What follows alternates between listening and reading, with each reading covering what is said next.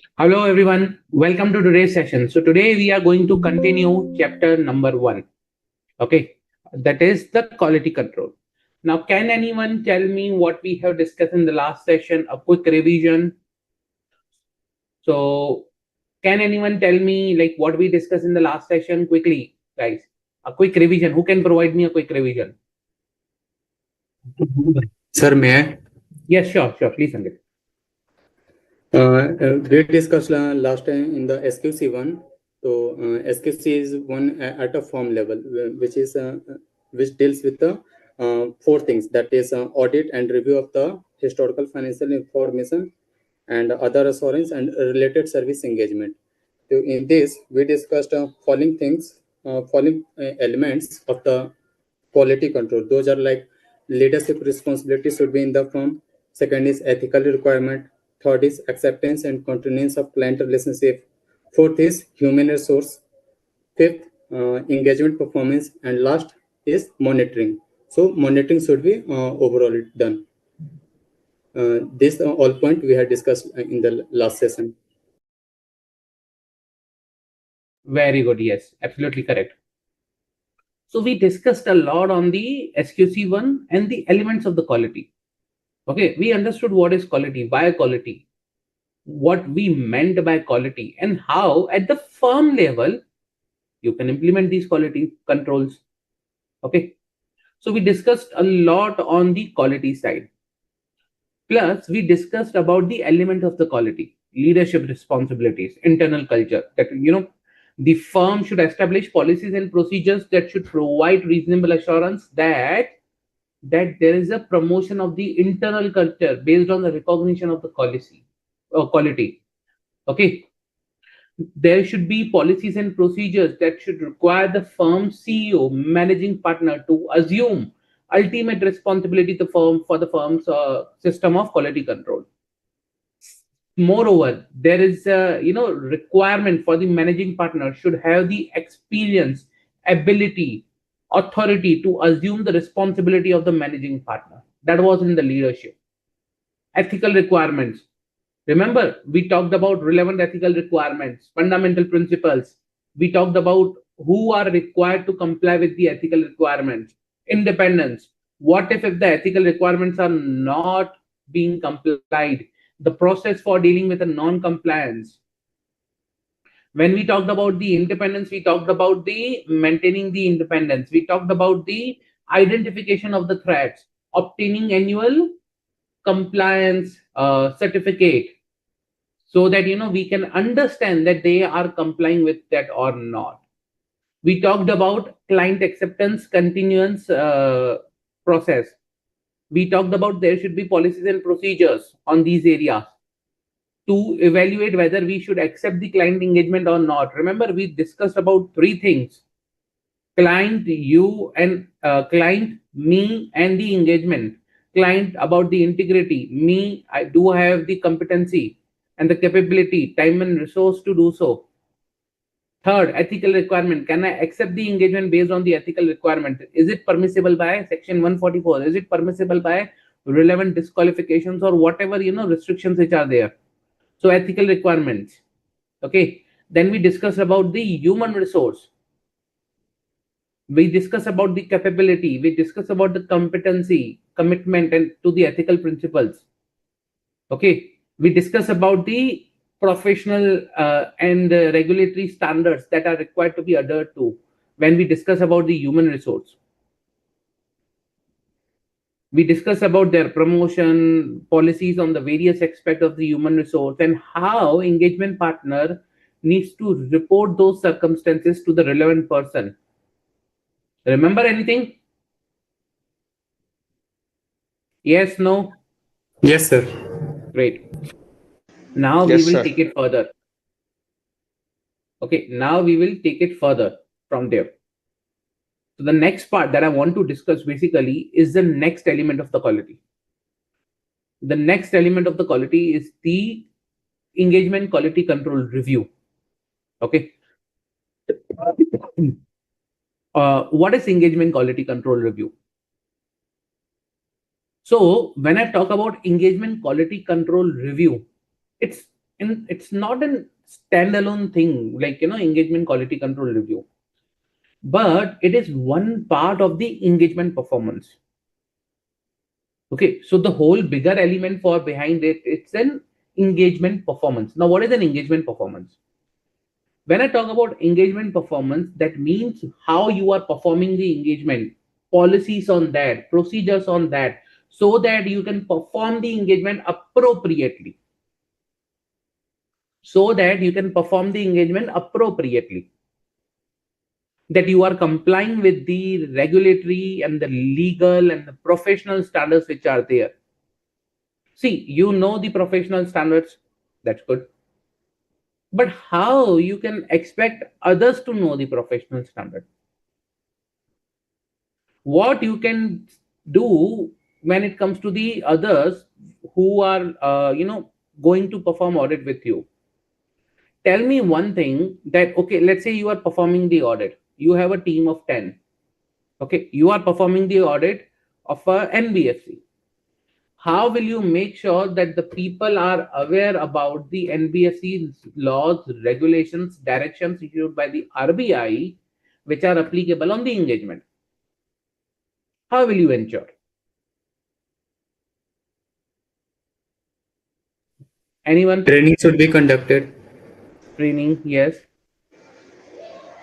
Yeah, firstly, we will encourage that those team members, whether you are aware about that NBFC norms and RBI guidelines issued by it, yeah, any experience over there.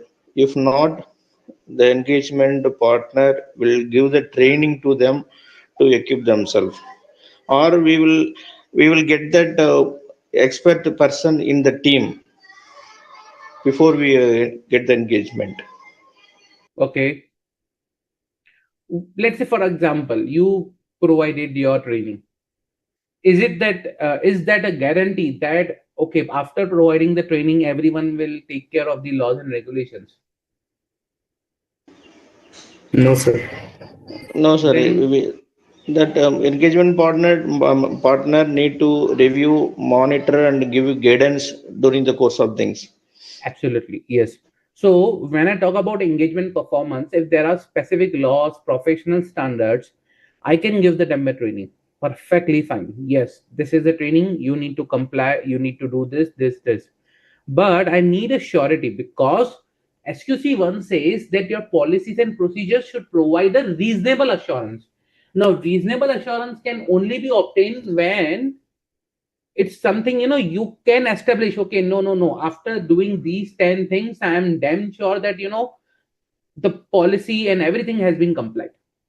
I am ultimately sure that policies and everything has been complied. So in that particular scenario, in order to provide that, okay, this is the reasonable assurance after having this policy, you need to do something else. It will not stop at the training. You have to go step ahead of the training.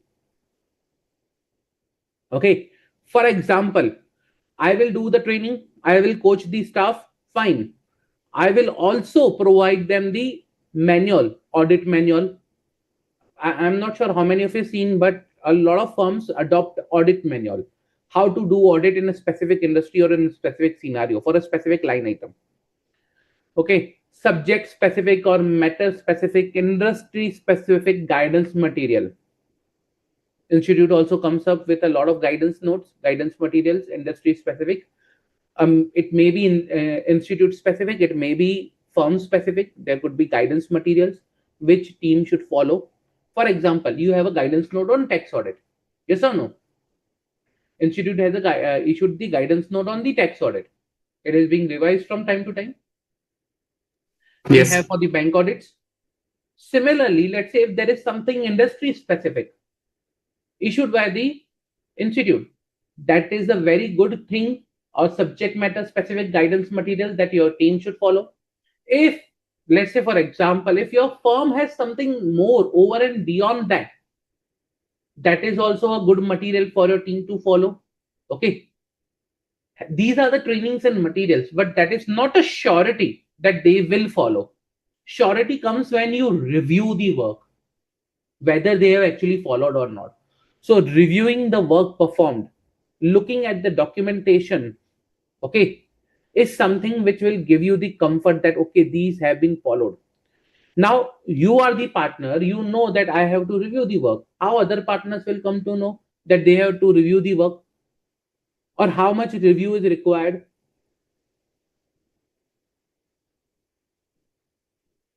You are a partner, you know I need to review the work paper. What if I am a partner in your firm, I'm just reviewing one work paper, that's it, one work paper per person, that's the only thing I will review. Is it sufficient? Is that No, sufficient? sir. No, sir. There should be a maker checker concept. Let's say maker checker concept is there. What I did is I have, let's say for example, 5 articles in my team. I assign that work paper prepared by one article will be reviewed by another article, and I will only look after 5 reviews at the end. I will go to 5 work papers and review them. I have maker checker. I'm reviewing. Maker checker is also there. Is it sufficient? No, sir. As per SQC1, there should be the engagement quality control review for each and every audit assignment. Okay. Apart from engagement quality control review, let's keep aside the engagement quality control review for a time being. Apart from that, tell me, my review is sufficient or not?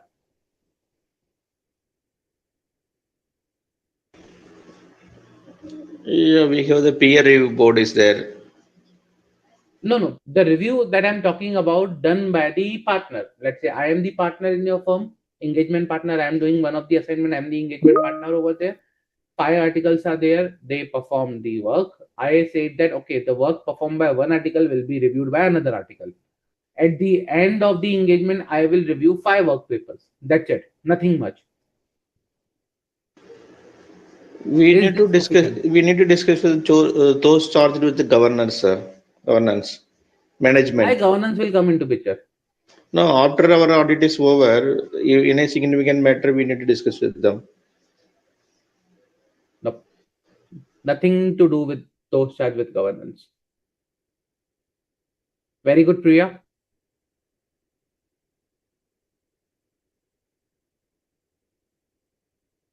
See, in that particular scenario, I'm saying that my review is limited to 5 work papers is not sufficient.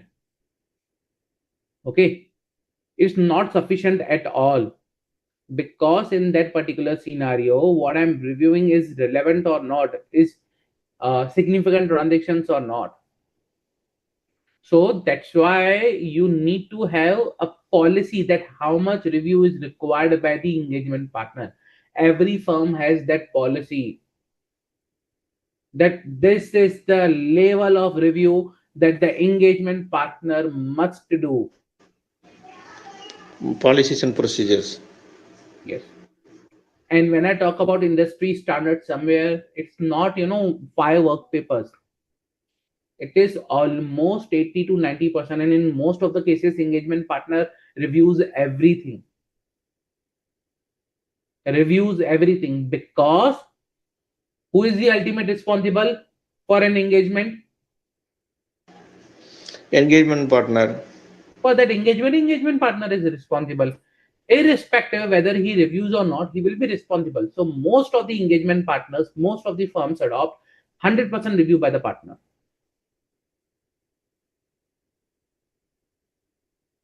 They go and they check the work papers, they go and check the financials, they go and verify everything. It's not something that they do not review.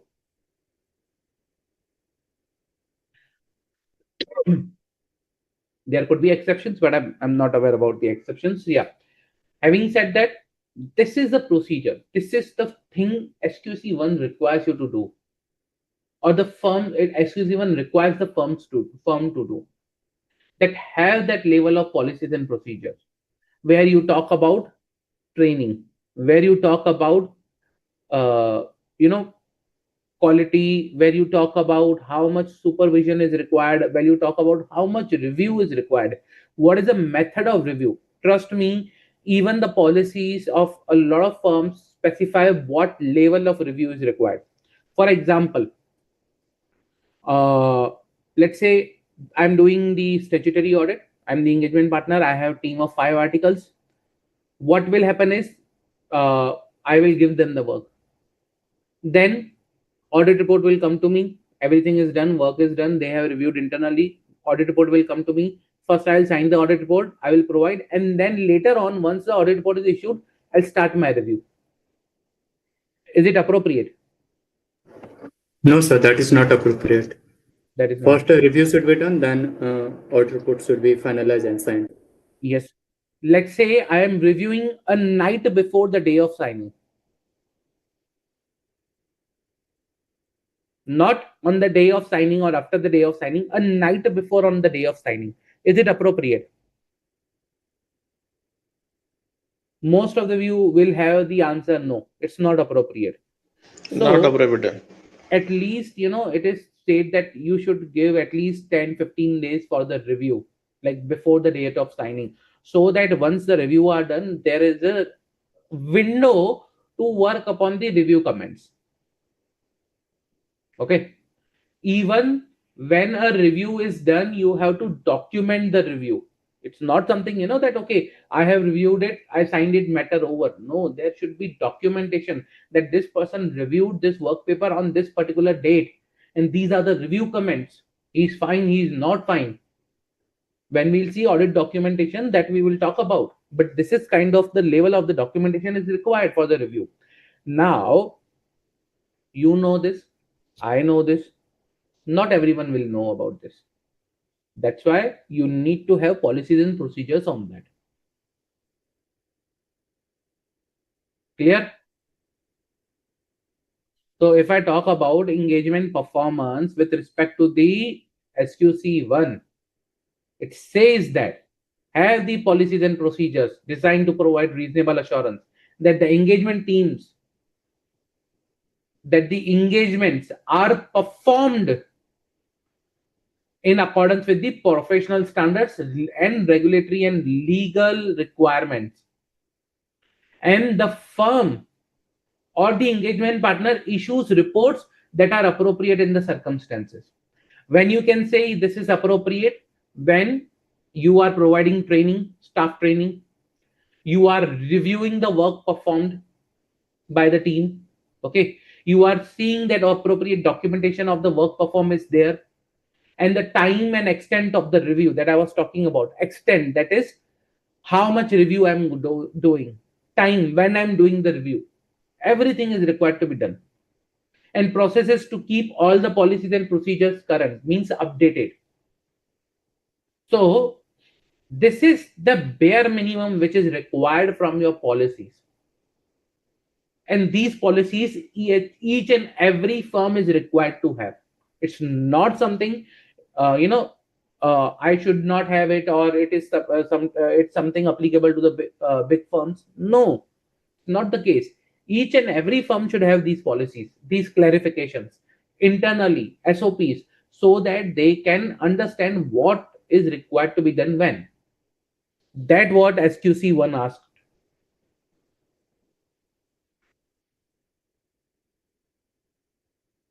See, SQC1 goes ahead and tells you what is the supervision, tracking the progress of engagement, considering the capability and competency of the individual members, whether they have sufficient time to carry out their work, addressing significant issues arising during engagement. We will come to this point, and identifying matters for the consultation. Now, what happens is, see, not all the time it's something, team member will be able to do it their own. There is a need for consultation. Okay. Need for consultation means we are not sure on the matter. Let's consult with someone else, legal team, some other team, how to handle this particular area or how to handle this particular transaction. So sometimes we involve, like if you have done audit of a listed entity, you will see that the audit team is usually involves IT team to understand some transactions, IT systems, or they involve IT team to do the testing of ITGC controls. Okay, so they are consulting. Or also you can see that sometimes they involve a particular team on the taking consultation on the implementation of new standard or new, in the AS or something like that. So basically, they consult from time to time. Okay, and that is required because not each and every team can, do like be sure of 100% of everything. Consultations are required and they are part of the audit. Now, tell me one thing, in that particular scenario, if a consultation is required, who ensures that consultation is being done? For example, there is an insurance contract, new standard coming into the picture, insurance contract. The company is into insurance business. You don't know how it will impact you, but you have to report on that as a statutory auditor. Okay, you ask your team, okay, consult with someone and get the things closed, and then give me the outcome. Is this sufficient? No, sir, it's not sufficient. Actually, the firm should establish policy and procedure to design provided to reasonable assurance for the appropriate consultation. The But firm how should will, guide. yeah, but how will you get the reasonable assurance? What steps are required to be taken?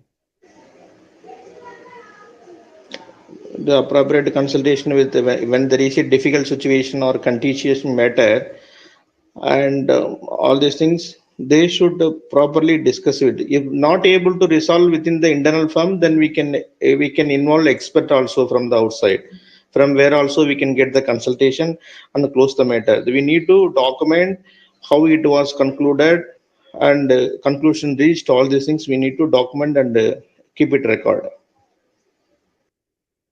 Yes, good. But understand one thing, that when a consultation happens, there is a trigger point, starting point that we call. There is a need of that starting point. See, today someone will not come to know directly, oh, I need a consultation, at least two consultation in audit. Let's identify some areas and get the consultation done. It's not like that. So when you track the progress of the engagement, okay, when you do periodic reviews, timely reviews, tracking the progress, discussing with the members what is going up and what is happening, what is not, where we are stuck, what issues you are there. Look, discussing, addressing issues during the team. At that point in time, you'll come to know, okay, there is a specific issue, there is a specific area where the team is stuck and they need your help. And sometimes you also feel that, okay, we should involve someone else to discuss on this area. That is the start and trigger point of the consultation. Okay, team itself will not go for the consultation. You have to identify the areas, as the engagement partner have to identify the matters which requires the consultation. Once the matters are identified, you have to see actually that whether the consultation is being happening or not, plus with whom. It should not be the case I'm hiring another article to do the consultation. Like, okay, there are 5 articles, they ask someone from their friend who is also, doing articleship somewhere else. He did the consultation with that friend and then documented, okay, we did a consultation with another article who is doing articleship in another firm, and this is the outcome. So with whom you are doing the consultation, that is also important. Okay, so consultation, okay, whether you are doing the consultation or not, with whom you are taking the consultation, the matters on which the consultations are taken, then comes the conclusion. Plus also what are the things you are discussing in the consultation. Once you decide all these things, then you go and see, okay, what is the conclusion. What is the conclusion? Now tell me one thing. Let's say I did a consultation with an expert on the insurance contract. Expert told me, no, no, no, no, the management is wrong in their calculations, you need to do the recalculation. I said, I don't have a time. Document that everything is fine and move ahead. Is it appropriate? No, sir, it's not appropriate. Once there is a consultation record, it has to be solved with the appropriate manner. How will And you it is ensure? Let's say, okay, I am the engagement partner, I did this. How will you come to know? Let's say you Sir, are the engagement quality control reviewer. When you go to the, on that particular area, how will you come to know what was the outcome of the consultation? sir, outcome of the consultation should be recorded, sir. It has to be documented. Absolutely. That's why the documentation requirement comes into the place, because today I may close it at my level. I'm not, even not me. Let's say my team member decided not required consultation. He closed the matter. So the documentation will tell you what was the outcome of that consultation. And when we talk about documentation, it's not something that I will write in a word file. Okay, this expert said this and we did this. No, we obtain a written opinion from that expert, which is signed by him, stamped by him, or his firm, or whatever it is. Okay, that expert opinion is attached in your documentation. That is a proof that the expert is saying this thing, not the hearsay that you heard and you wrote and that is done. No. But most of us, we, when we do a documentation, we just write few things in the word file. That is not sufficient. And that's what SQC1 asked, that have policy so that people can understand what to document in case of the consultation, how to proceed with the consultation. Let's say tomorrow, if the firm has a policy or procedure that, okay, this is how the consultation is required to be done. First, reach out to your engagement partner. Let him know over the email that this is the matter for which you need a consultation. Engagement partner will select a person from the empaneled or list of experts which is maintained by the firm. Once the expert is selected, the firm should send a letter on the email or post specifying all the things to that expert. Or first you sign the non-disclosure agreement with that expert. Once the expert signs the NDA, then send him all the details over the email or the document. Have meetings, record minutes of the meetings, get acknowledgement on the minutes of the meetings, and then ask the expert to issue an opinion in this format and have that opinion part of your documentation with the minutes of meetings, with the acknowledgement on the minutes of meetings, NDA, the mail that you shared about the issues, everything into your working paper. That is what is required as a documentation, and people will only come to understand all these things when you have policy or written somewhere that this is something which is required, and SQC1 asks you that.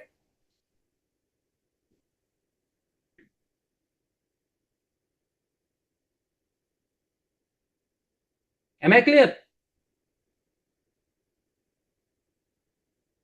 Yes, sir. So when it comes to the consultation with respect to the SQC1, okay, it talks about that appropriate consultation should be take place on difficult and contentious matter, that the matters that require a consultation, sufficient resources are available to enable appropriate consultation to take place. That means the firm has a list of experts. The firm allows you to consult, because see, consultation never goes for free.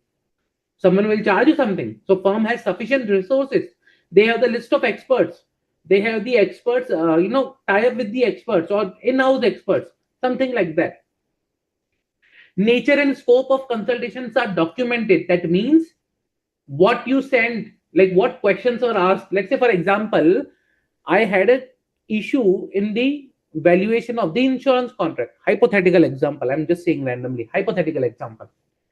Let's say I had an issue in the valuation of the insurance contract. Now, I wrote an email to the expert. Expert, can you tell me what are the requirements of Ind AS on the insurance contract? And he gave me the list and I documented that.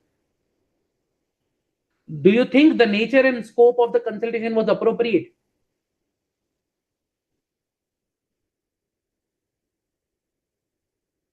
Do you think the nature and the scope of the consultation was appropriate? Yes, no? No, sir. So, Minutes should be taken and acknowledgement should also be taken of the expert. no. So basically, the consultation like issue was on the valuation of the insurance contract. But when I send an email for the consultation to that expert, I wrote that please provide me how to implement Ind AS on the insurance contract. Do you think the consultation is appropriate?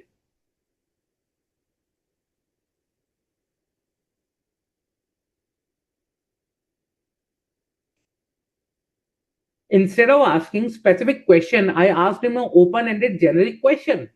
How it is appropriate? He will reply accordingly what I have asked. If your questions are not appropriate, his answers will be not relevant. Yes or no? Yes, sir.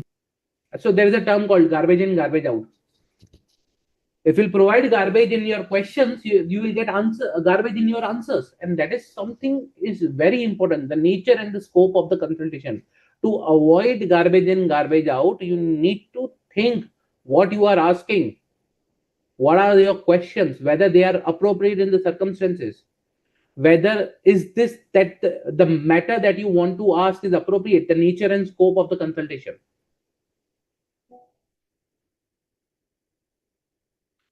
For example, there is an Ind AS expert. I am asking him the question on the property valuation. Or let's say there is an question on the Ind AS. I'm asking to a what you can say insolvency professional, forensic accounting guy. So nature and scope depends upon what you are asking from whom, basically. And these things I'm talking about has happened. It's not the case, it's not, but they have happened. That's why you have a SQC1 to guide you. This is how you should have the policy around so that people can understand how to do the consultations. And then the best part is the conclusion. Document it and make sure they are implemented. It's not something only the documentation, it is the documentation plus implementation. Clear? Any doubt?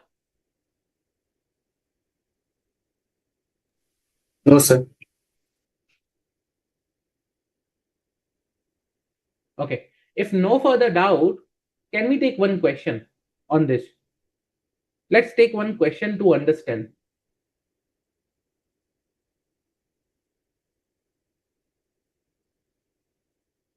Okay. So the question is, yeah, I'll zoom in for you guys. Messrs. Shah and Gupta is a chartered accountant firm auditing Vertex Pharma Limited, a large pharmaceutical company, for the year ended 31st March 2025. During the audit, the engagement team led by Reena Mehta encountered a significant issue.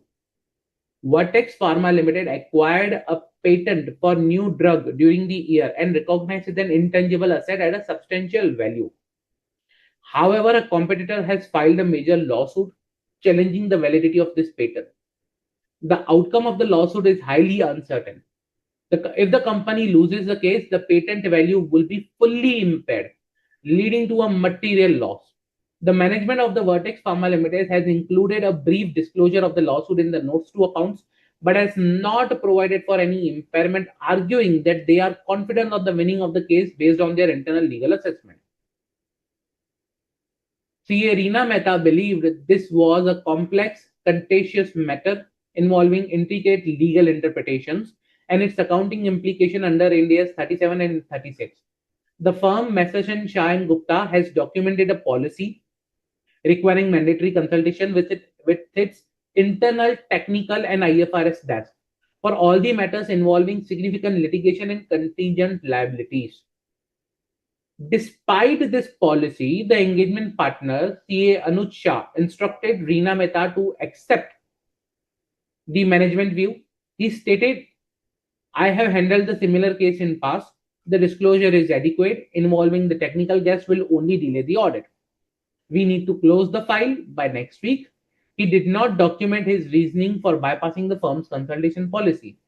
Evaluate the actions of the engagement partner, CA Anuj Shah, with reference to the specific requirements of SQC1 concerning consultations. What are the responsibilities of the firm in this regard? Pretty straightforward. But tell me, what are the the responsibilities of the firm here? Come on.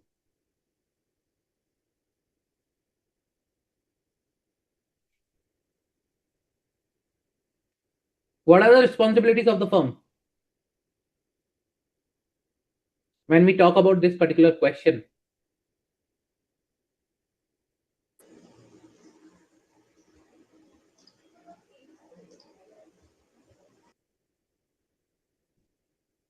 Anyone? Is this difficult? It's not difficult, sir. Whatever the action taken by Ms. CA Arjun Shah with respect to specific requirement of SQC on connecting consultation, is action taken is incorrect, sir. Actually, see, the firm is specifically having the policies and procedure. Whenever there is a matter involving the consultation, it has to be discussed with as per the policy. However, in this case, Mr. C.A. Arjun Shah is not, or despite of the policy, he is not ready to accept that. He is accepting the management review, which is not right. Whenever there is a matter which required the consultation within the team, as per the policy, it has to be addressed. If unable to address within the internal policy, then we can seek the external expert opinion as well. Based on that, we have to come to the conclusion. Based on that, we have to document whatever the conclusion reached. Accordingly, they have to things. In this case, he is not appropriately handle this matter with respect to SQC1. Absolutely correct. Yes. See, we just now discussed that for consultations, what is the minimum thing that the firm should do with respect to their policies and procedures? Number one, to ensure that appropriate consultations takes place. In this case, the first thing is missing. Appropriate consultation was not taken place. Second, sufficient resources are available. The firm has technical and IFRS tasks, or some tie-up is already there. Third, the nature and scope of the consultation are documented. There was no consultation, so there is no documentation of the nature and scope. So the firm should have a policy around it. Fourth, the firm should have a policy around conclusions resulting from the consultations are documented and are implemented. Again, no consultation was taken, hence no documentation is there and no implementation is there. So the firm should establish the policies and procedures where it becomes mandatory for the engagement partner to do the consultations and to document it and to implement it. Here in this case, he was able to bypass it. That is not appropriate. So there is the firm Shah and Gupta had a documented policy requiring mandatory consultation with an internal technical IFRS desk. So that policy has to be more robust. Number one, and the policies at least should contain all these things.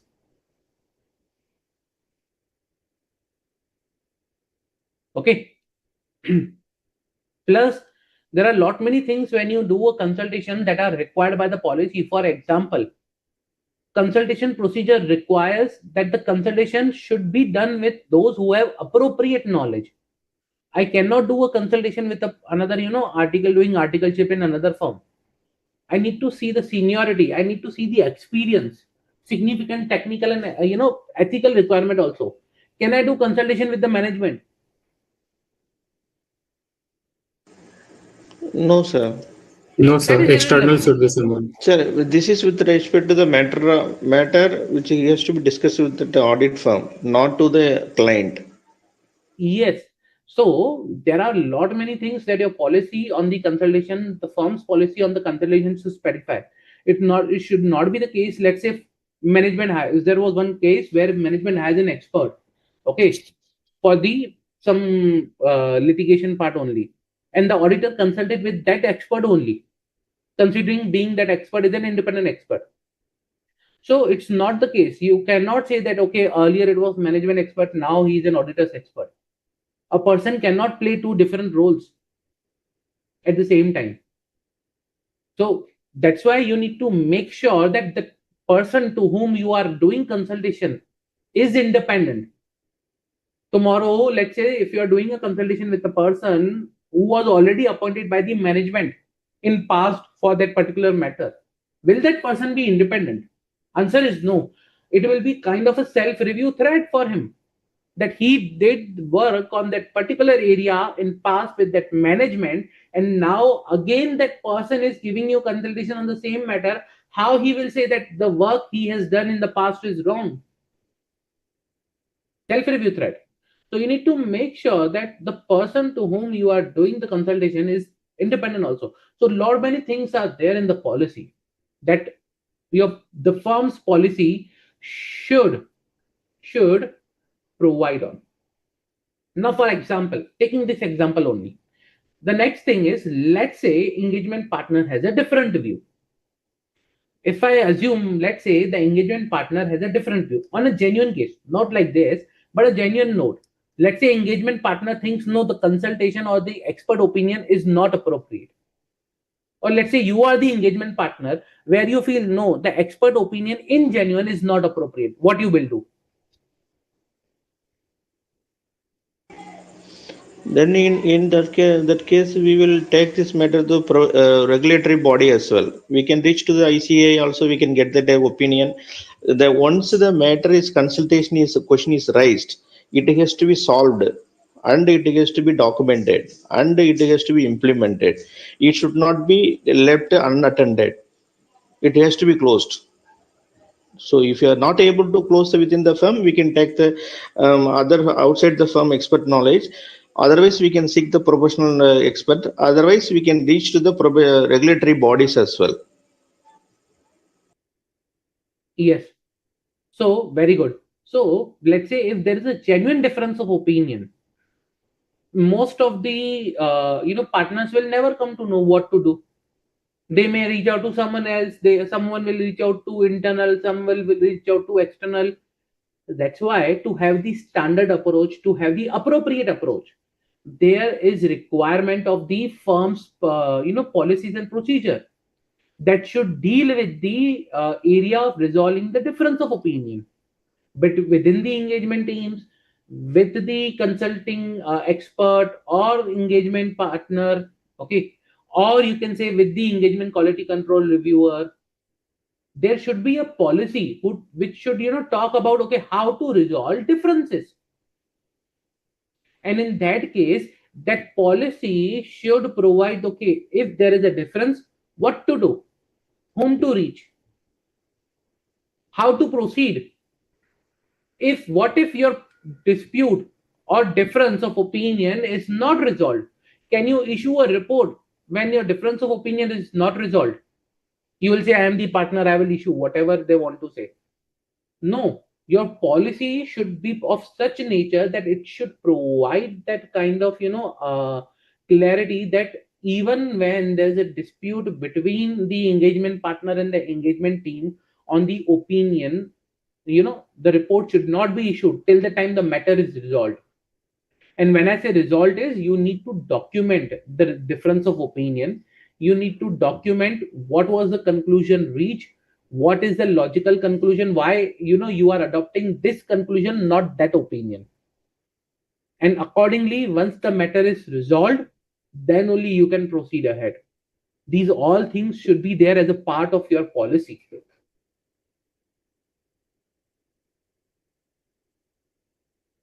Clear? That is the part where we talk about difference of opinion. Again, that is also part of your SQC1. SQC1 says on that also, that you should have a policy and procedure on the difference of opinion. Okay, it could be between the engagement teams. It could be between the engagement partner and engagement quality control reviewer. It could be between those consulted like the expert. Okay, it can be within the team, with the partner, quality control partner, consulting expert, whatever it is, combination. But at the end, you should document the conclusions reached and implemented, and why those conclusions are adopted. Okay, let's say for example, if you are not able to reach on a conclusion, you may reach out to another practitioner, firm, professional, or regulatory body to resolve the differences. Okay, this is what is required under SQC1 by the from the firm. that there should be policies and procedures for dealing this. Clear? Any doubt? Any doubt?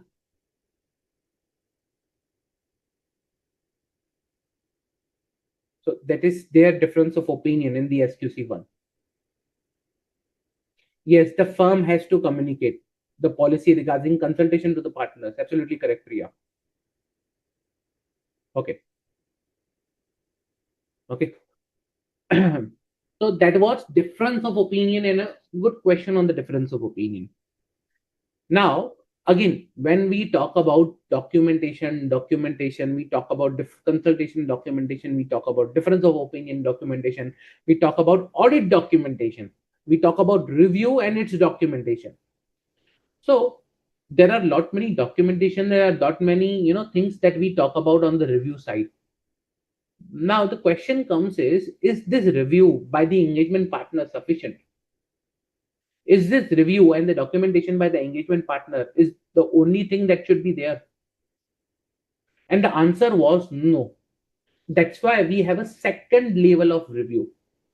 So one review is already done by the engagement partner, but we need more stringent reviews. We need more objective evaluation. When I say objective evaluation, means unbiased evaluations of the documentation, of the judgment, of the conclusion.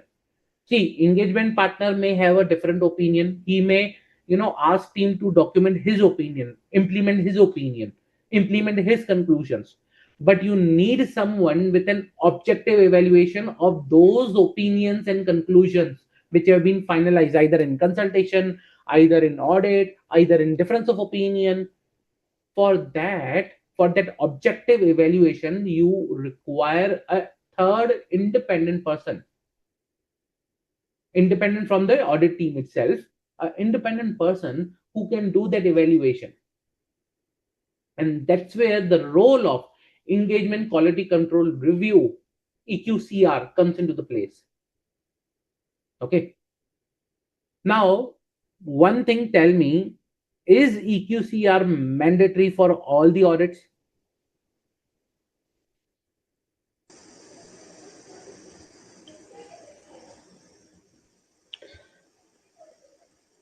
For all listed companies, sir, there is a audit for all audit of listed companies is mandatory, sir.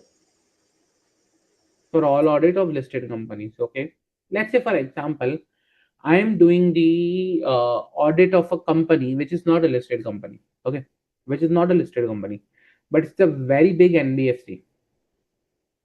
Let's say it's a telecom company, it's not listed.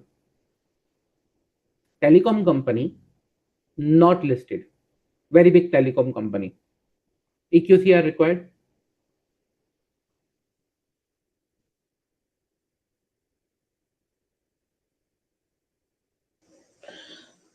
Sir, it's not restricted.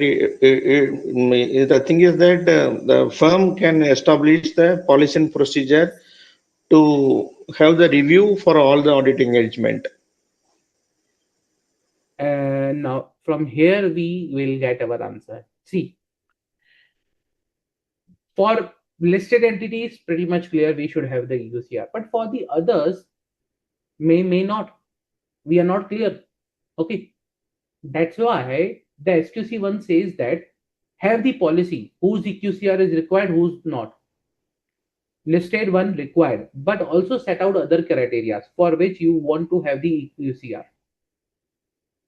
For others who want, for other areas or other audits for which you want an engagement quality control review, have that policy already in place.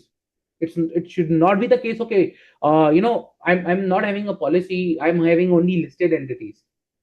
Tomorrow, let's say for example, if there is an entity, very big telecom entity, has million of subscribers, but it's not listed, still it is a very big entity and public is interested in that. You may call that as a PI, like public interest entity, where the public has a very good interest in it, but it's not a listed entity. So you will not do an engagement quality control review. It's not the case. For example, insurance company, very big famous insurance company, has a thousands of policies, lakhs of policies already given outside the outside. Okay, people are interested in that company. It's not listed. Will you not do a EQCR of that audit? High risk entity, let's say people involved as a shareholder, as a director are high risk individuals. High risk individual means there is a criteria of high risk individuals, or you may set up your own criteria. For example, they are in connection or they are involved of the entities where there was a fraud detected in past, or they have ongoing litigations of fraud on them, fraud charges which are yet to be proven, or they are involved or they are connected to political parties or something like that. They are into the high risk categories. Company is very big, turnover is in crores, 1,000 crores something. Management is, high risk category management. So would you not prefer a EQCR? So that's why for those categories, for all those criteria, firm should have a policy. Okay, this is kind of the particular, engagement. This is kind of the particular audits have the EQCR, because when you do a consultation, you document someone is required for an objective evaluation. So for complex audit, as you say, Priya, for complex audit, okay, you require EQCR. So you need to set out that policy. You are aware that for complex audit, you require the EQCR. How other partners will come to know? Till that time, you don't have the policies and procedures.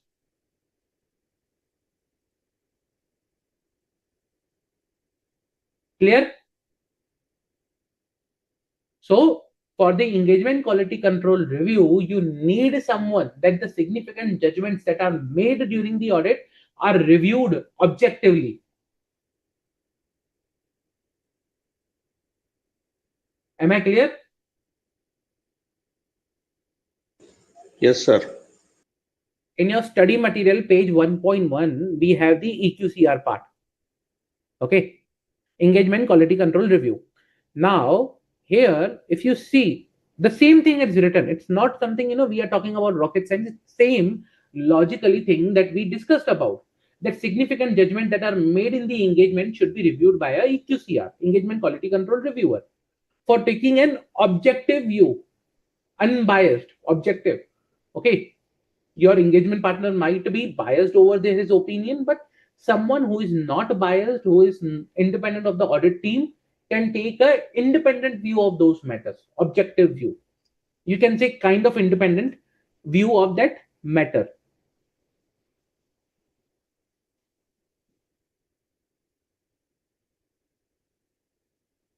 Of that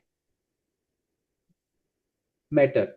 Okay, that is an objective view, and that is the goal of that EQCR, objective view. Remember that when I talk about EQCR, you should that it should get click. Okay, you are talking about objective view, independent view of those matters. Okay, now tell me one thing. What are the areas? Let's say I appoint you as a EQCR. You are the EQCR for audit that I am doing. You are the EQCR for the audit I am doing. What are the areas that you will look into?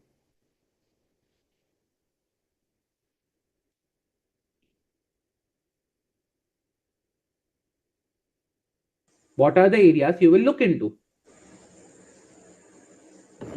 Like whatever the policy and procedure are there for conducting the audit, whether such policy and procedure are applied appropriately or not, those things will be reviewed by the EQCR. Let's say I have a whole audit manual that is required to be followed. Will you do a EQCR of a whole audit manual? Sir, when see EQCR is main role is that is a objective evaluation of that particular engagement. He will check first the firm independence relating to specific engagement. Independence is there with each and every team member of the engagement, and also he will check any significant matter is identified and how it is resolved. He will verify it. And is there any difference in opinion or consultation whether it is properly resolved or not? That also he will check. And also whether he will check whether anything which is appropriate to be discussed with the management on those charged with governance, and whether he will check whether all the appropriate working paper with respect to significant matter which is concluded by that engagement team, whether it is appropriately documented or not, he will check. And he will check that whether it is appropriately issued the report based on the circumstances. Okay. Okay. See, when we discussed about the engagement quality control review, the first thing we discussed is significant judgments. The first thing we discussed was the significant judgments. That means significant areas, risky areas, correct area, complex areas. All these areas should be reviewed by the engagement quality control reviewer. Independence, why? Because it's significant. For an, when you see audit report, the first thing is independent audit report. The first word of your audit report is an independent. See how much significance we place on that word, we place on that particular area. Your audit report starts with the term independent. That's why independence is a basic or the must area for the EQCR. You have the independence of the team and the engagement partner with respect to that engagement. Okay. Then comes the significant judgment, significant risk, which are made during the audit. Second is consultation. Remember, consultation are made for which type of matters? Consultation are made for which type of matters? Difficult and contentious matters. Very good. Difficult and contentious. If it is difficult, means it's a significant. Yes. That's why you are going for consultations. So by default, the consultation will also be part of the EQCR, should also be part of the EQCR. Now, when I make a consultation part of EQCR, I will make the consultation, I will make the documentation of the consultation, implementation of the consultation, nature and scope of the consultation, everything is a part of the EQCR. Yes or no? Yes, sir. And one more thing, he will ensure that before, he need to ensure all the matter is solved before issuing the report. Yes. So again, that's the part of consultation only. You should not be proceeding ahead till the time you resolve or you should get the difference of opinion resolved. So that is already there. That is also something is required to be verified by the EQCR, that you have resolved the matter appropriately, you have documented it, and the resolution has been implemented. Plus, if you have a misstatement, corrected, uncorrected, both, because it was a misstatement, corrected, uncorrected, it's a significant area. EQCR should look into that. Okay. Then he should select some additional working papers. Apart from what I'm telling, significant, he should select some more working papers which he finds that, okay, should be significant, or they are necessary or important areas for the conclusions. What is the conclusion in the audit? What is the conclusion with respect to the audit? When I say audit conclusion, what is that? Significant matters. No. Significant judgment. In audit report, what is the conclusion that you provide? From a audit report. Opinion. Financial statements. Opinion, yes. Opinion. So when I talk about that, okay, the conclusions that you have reached, that means your opinion. I'm talking about your opinion. Okay. So in that case, if you are given a particular opinion, that your basis of the opinion, remember in audit report, if you see any audit report, you have a section called basis of opinion. We will see in SA700. It could be basis of modified opinion, basis of qualified opinion, basis of unmodified opinion, basis of opinion, basis of adverse opinion. Like there are, we will see a lot of things in that over there. But when I talk about that basis, why you reached at that particular level, Why you say that this kind of opinion is there? That is something is required to be understood by the EQCR. He should review that. For example, if you are issuing a qualified opinion, okay, because of the uncorrected material misstatement, which are not pervasive as of now, for that also he should verify whether your qualification is appropriate or not.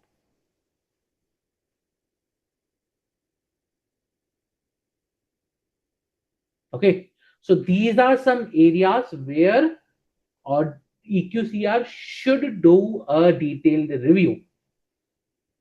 So even when I talk about EQCR's review areas, as I discussed, independence, significant risk, judgments with respect to the materiality and significant risk that we have seen. Okay, consultations, because these are the difficult and contentious matters. Corrected and uncorrected misstatement. Okay, he should select working papers with respect to significant judgment and supporting the conclusions. When I talk about this particular term, conclusions,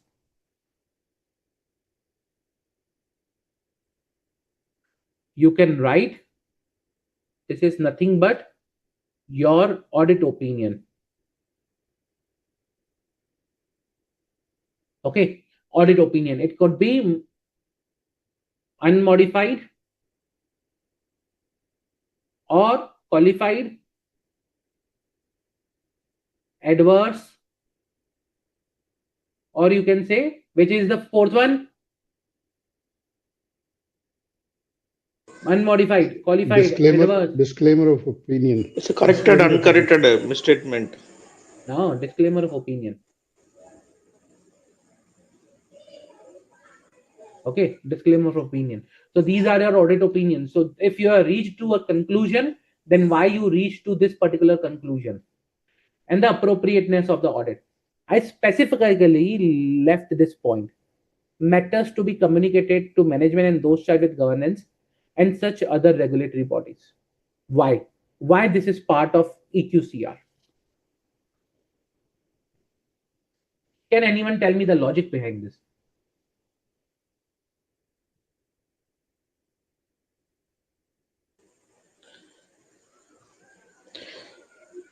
Sir, whenever there is a serious matter is involved, say example fraud is happened or something is significant matter in the pervasive nature, when the auditor is going to give the qualified opinion, which means modified opinion, in this case he has to communicate with the charge with governance, or even appropriate he has to provide the regulatory bodies.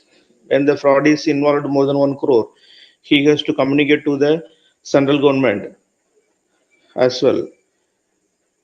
Absolutely correct. Very good. So when you talk about the matters that you will communicate to those charged with governance, if you go and see SA260, okay, that we will discuss over there, the matters which involve are not only the matters with respect to planning of the audit, but it is the significant findings of the audit also. So significant findings, significant difficulties, significant matters which are communicated to those charged with governance. So the matters which are communicated to those charged governance are already significant in nature. So these matters, if I talk about, are already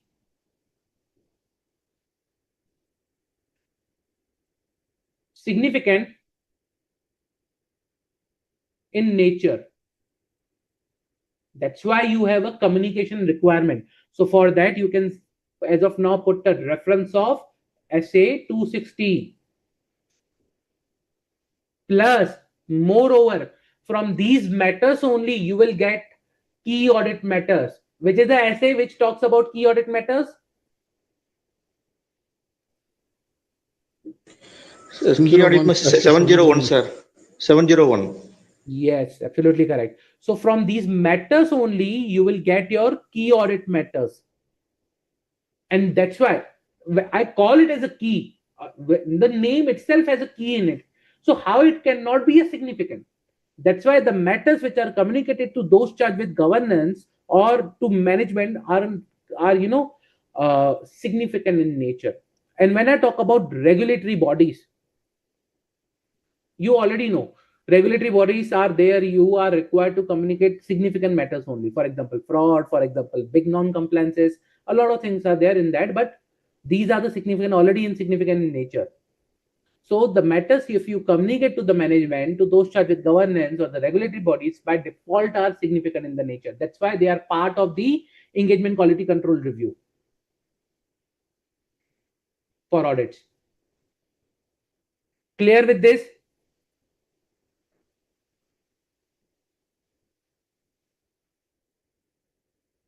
Yes, no? Yes, sir. Clear. Yes, sir. Okay. If this is clear, then I have a question. Let's say I started with the audit. Okay. I started the audit, and during the audit, I decided, okay, I have a very less time. Let's do one thing. I said, okay, engagement quality control reviewer, do one thing. You do these 10 significant work paper review, and rest of the work papers I will review. What do you say? Sir, it's a responsibility of the engagement partner to review fully. He should not delegate to anybody else, sir. It is his primary responsibility. Okay. But any which ways, EQCR was supposed to review. I asked him, okay, you review and then tell me. Sir, he should not escape from his roles and responsibilities, sir. There should be the policy and procedure should be specified in this matter particularly as well. Okay, very good. See, when I talk about the responsibility of the engagement partner, for that engagement, he is the ultimately responsible person. Okay. Now, he cannot pass on his responsibility to any other individual. That is for sure. EQCR is for the objective evaluation, and that comes after once a review or evaluation is done. That is before the report is issued. See, how it works is, when I talk about objective evaluation, this particular term, objective view of that particular report, that is an independent view of that matter, but it should be once it is finalized by partner, engagement partner. Okay. So if engagement partner has finalized a matter, he has reviewed the matter, then only, engagement quality control reviewer will do an objective view. He cannot do a review of half working paper. Yes or no? If I say, oh, no, this is half, this is only, article has done the preparation of the working paper, but partner is yet to review. Is there a benefit of the review done by EQCR? So no, sir. First day is final. Yes. So EQCR only, makes sense when you have the final working papers or, matters ready for the review. But that should be before the issuance of the audit report. It should not be that you are doing the review after issuance of the audit report. So after partners review, before issuance of the audit report, in between the EQCR should come.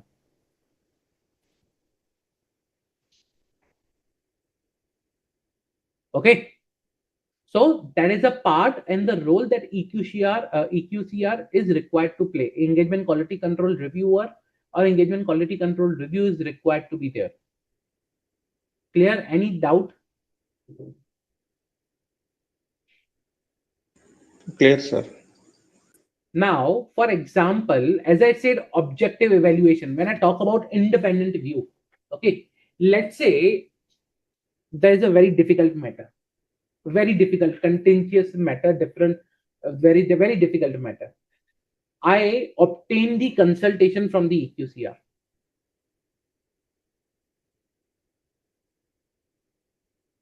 I obtain the consultation from EQCR. Is it fine?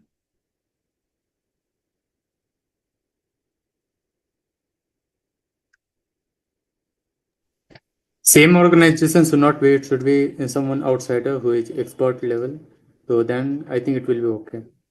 So it's it's the same organization. Let's say I have a separate team of EQCRs who only do engagement quality control review as of now. Let's say, assume hypothetical example. Okay. Or there is another senior, very senior partner in the firm who basically is the EQCR for my engagement. There was a very difficult matter. He is a very experienced senior partner who is the EQCR. I took consultation from him. I documented the consultation. I implemented his whatever consultation he gave to me. All the things are appropriately documented. Is it fine?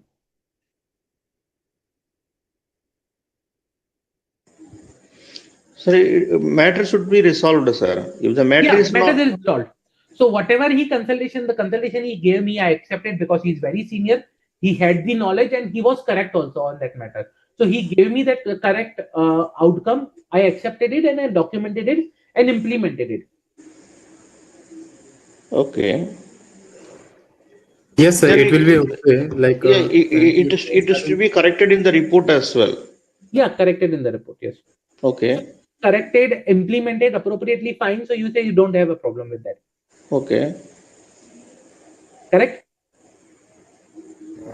yes, sir. What is your question on this, sir? The question is, are you fine to have a consultation with EQCR on difficult matters? Yeah, no need, sir. If this is the issue is solved and there is No. no. So there was a very difficult matter. I, as an engagement partner, was not able to take a decision. So I consulted the matter with the EQCR. He gave me an opinion and I implemented that opinion. Okay. It is like self-reviewing his own. Absolutely correct. It's a self-review thread. See, understand one thing. By taking a consultation from EQCR, I am losing his objective and independent view of the matter.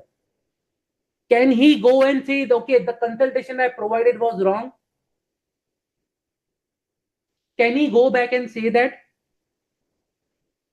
Answer is no. That's a self-review thread, yes or no? Yes, If sir. that is a self-review thread, then how can you say that was an objective view? He was involved into the decision making of the audit. And that's why where I said it has to be independent. That's why I specifically wrote this term of independence. Yes, sir. The EQCR should be the independence. He should not involve the day-to-day activities of the audit engagement. Absolutely, very good. Yes, so that's the point, that it is also written, if you see, that participation in the engagement or making decisions for the engagement team is to be avoided at all cost. Why? To maintain the necessary objectivity of that reviewer, else there are chances that you will lose that objectivity. Yes, at the time of EQCR, when he is reviewing the as a quality control reviewer, you may have a discussion with him. But discussion should be in the nature of the review by the EQCR. It should not be the consultation at the time of implementation. Both are different. You need to, okay, you will have a discussion with the engagement quality control reviewer, but it should not be the case that it should compromise his objectivity and eligibility to perform the role. It should not be the case. No, no, I did this because EQCR told me to do.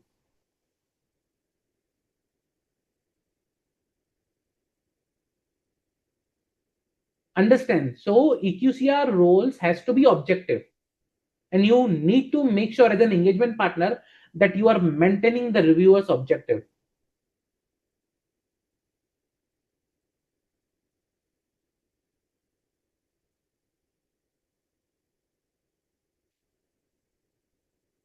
Clear? Any doubt?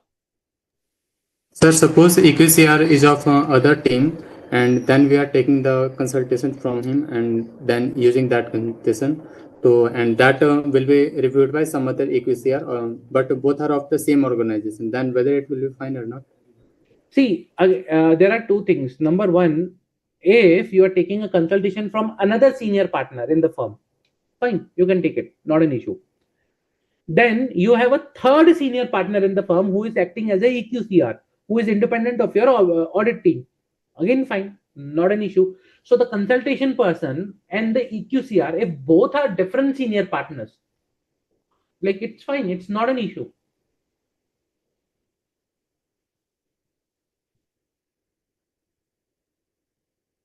Clear? Yes, sir. Clear. Okay. So that was on the EQCR, very important. And at the end, your engagement partner is the responsible. This does not reduce the responsibility of the engagement partner. Remember that.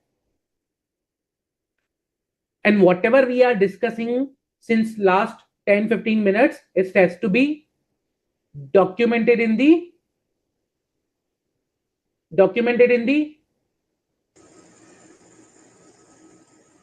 where Audit you want file. to the firm should document these things, whatever we are discussing. It has to be documented in engagement file, particular engagement file. No, whatever the points we have discussed, how the firm will ensure that this is implemented. It has to be documented and kept it in file. But how the firm will ensure that these things are followed? EQCR, different EQCR, independence, objectivity, matters. How the firm will ensure? Policy and procedure. They should implement Absolutely. The firm should have the policy and procedures designed to provide this kind of assurance, reasonable assurance over the EQCR. Very good, Priya. Very good, Chitra. Very good, Geet. Yes. Policies and procedures. Don't forget that SQC1 is at the firm level. Whatever we are discussing, fine, good. But the firm has to ensure at the end that these things are implemented through policies and procedures and in such a way that it should provide the reasonable assurance that these things are actually followed on the ground. Clear?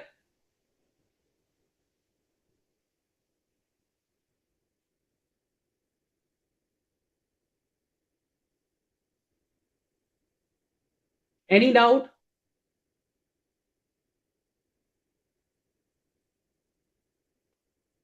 Okay. Now, this was the engagement quality control review. We have already covered the difference of opinion.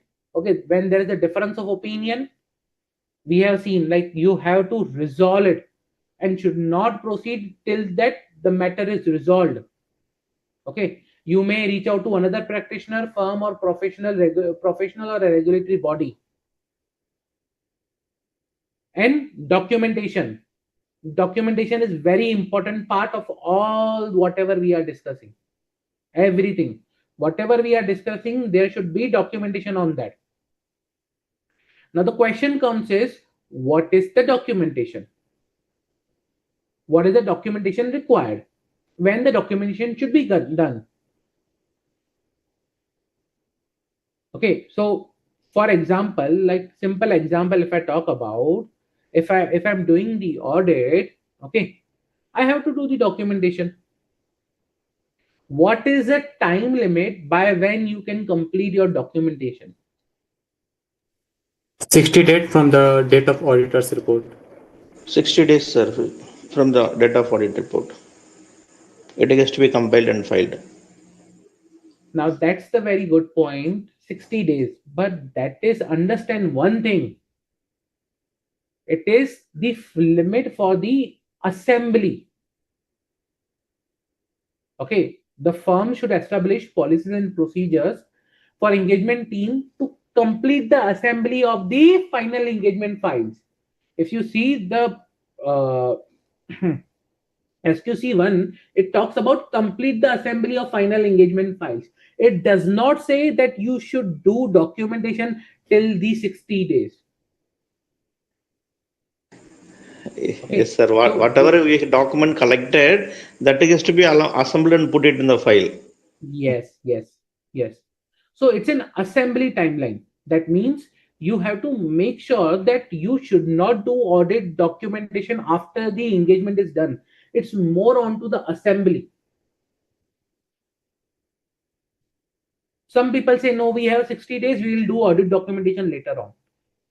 Audit documentation has to be completed before. Audit evidence collection has to be completed before. It's only the assembly that is there, which you have to do later on. You get a time to do the assembly.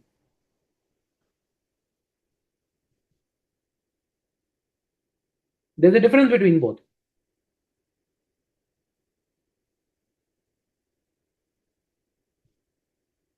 Clear? Yes, sir. Sir, this assembly will be done after the AQCR has been done. Means review has been done and finalized. Then it will be done, no? Yes. So this assembly of final engagement files is required to be done. You get 60 days. Okay. After the date of audit report. 60 days after the date of audit report. Okay. And there could be another stricter deadline. So in one of the firm where I was earlier there, they used to follow 15 days. You can have different days. Perfectly fine. So you can have different timeline, but it should not be more than 60 days. Okay. The firm can have lesser time. That is perfectly fine.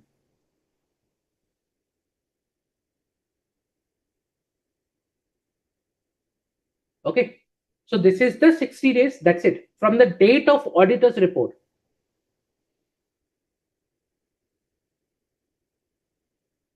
Clear? Any doubt? Clear, sir. Okay. Clear, sir. The audit documentation retention period is 7 years, right? Total 7 years. See, now I'll come to that on point on the retention because I have to specify something more on that. Okay, fine, sir. Yeah. Yeah. Okay. Now, when I talk about, like you were talking about retention, before retention, there is one concept, retrievability. Okay. Or the custody of the document.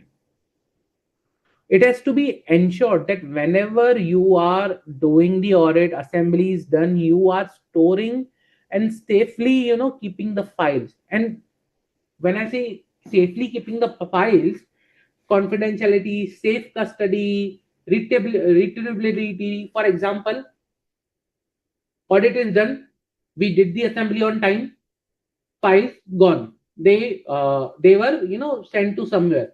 Now no one is able to trace the audit files. It should not be the case. So firms should have policies on that area also. That okay, what is the confidentiality of the audit files? Confidentiality is not only till your audit is done. Confidentiality is still beyond that also. So let's say, for example, I did the audit, everything is done, audit report is issued, we closed the assembly within 15 days, and we just kept the file in middle of the office, who can be accessed by anyone.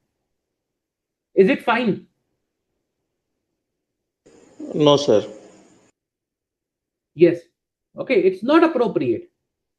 So in that case, you need to make sure that confidentiality is still there. Confidentiality is still there even after your audit is closed. It should not be the case that, okay, audit is closed, now we are done with the confidentiality. We'll not maintain, we'll not take care of it. So the custody, confidentiality, accessibility, retrievability of the files should be there. And again, the firm should have policies and procedures around it. Clear? Yes, sir. Yeah. One Now point is coming, very clear, sir. We should put policy and procedure in all the ways. because that is at the firm level, the only way to establish and set the quality standard is by policies and procedures. Now, once I talk about integrity, accessibility, retrievability, custody, confidentiality, now comes the retention. To your question, yes, the retention is 7 years from the date of audit report. Okay. Or if there is a group audit report behind that, then the 7 years from the date of that group audit report. In certain cases, you may be required to keep the audit report more, depending upon the type of the audit which is being performed. Okay. So if there is a special type of audit which is being performed, where there is a special type of engagement which is being performed, for those you might need to keep the documentation more than 7 years. So the 7 years that I'm talking about is the ordinary period for the audit. But is SQC1 only applicable to audit?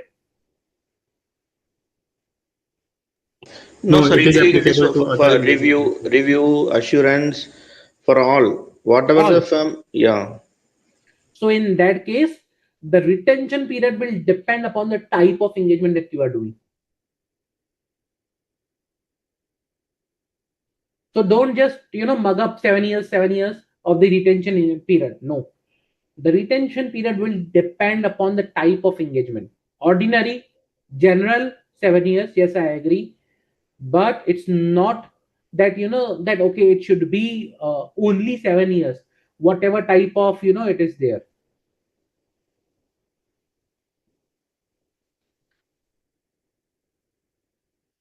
And firm may have different policies on the for the different engagements.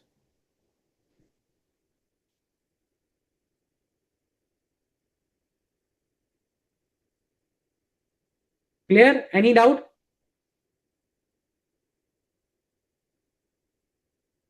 Now tell me one thing. We discussed a lot of policies and procedures. We discussed a lot.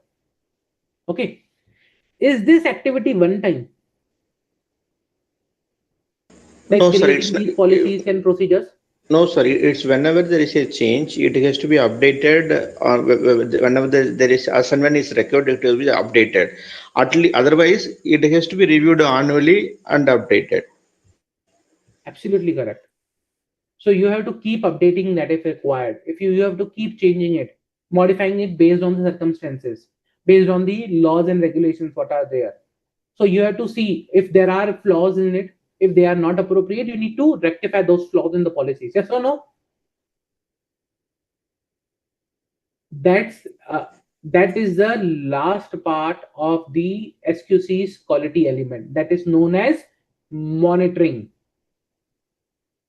So a monitoring system which is monitoring your other quality control policies and procedures. Okay, so a policy designed to monitor the other policies. Okay, a system designed to monitor the quality control system that we have discussed till now. Okay, that particular is required. That is particular, also required as per the SQC1, a particular system of monitoring that should be there. It should be operating effectively, that your policies are operating effectively, that whatever we have discussed is working appropriately. Okay, so you need to check about the new development in these standards, regulatory laws, and areas. You need to think about, okay, is there any issue in the existing policies? You need to see whether they are appropriately designed and implemented effectively. Okay, all these things are there.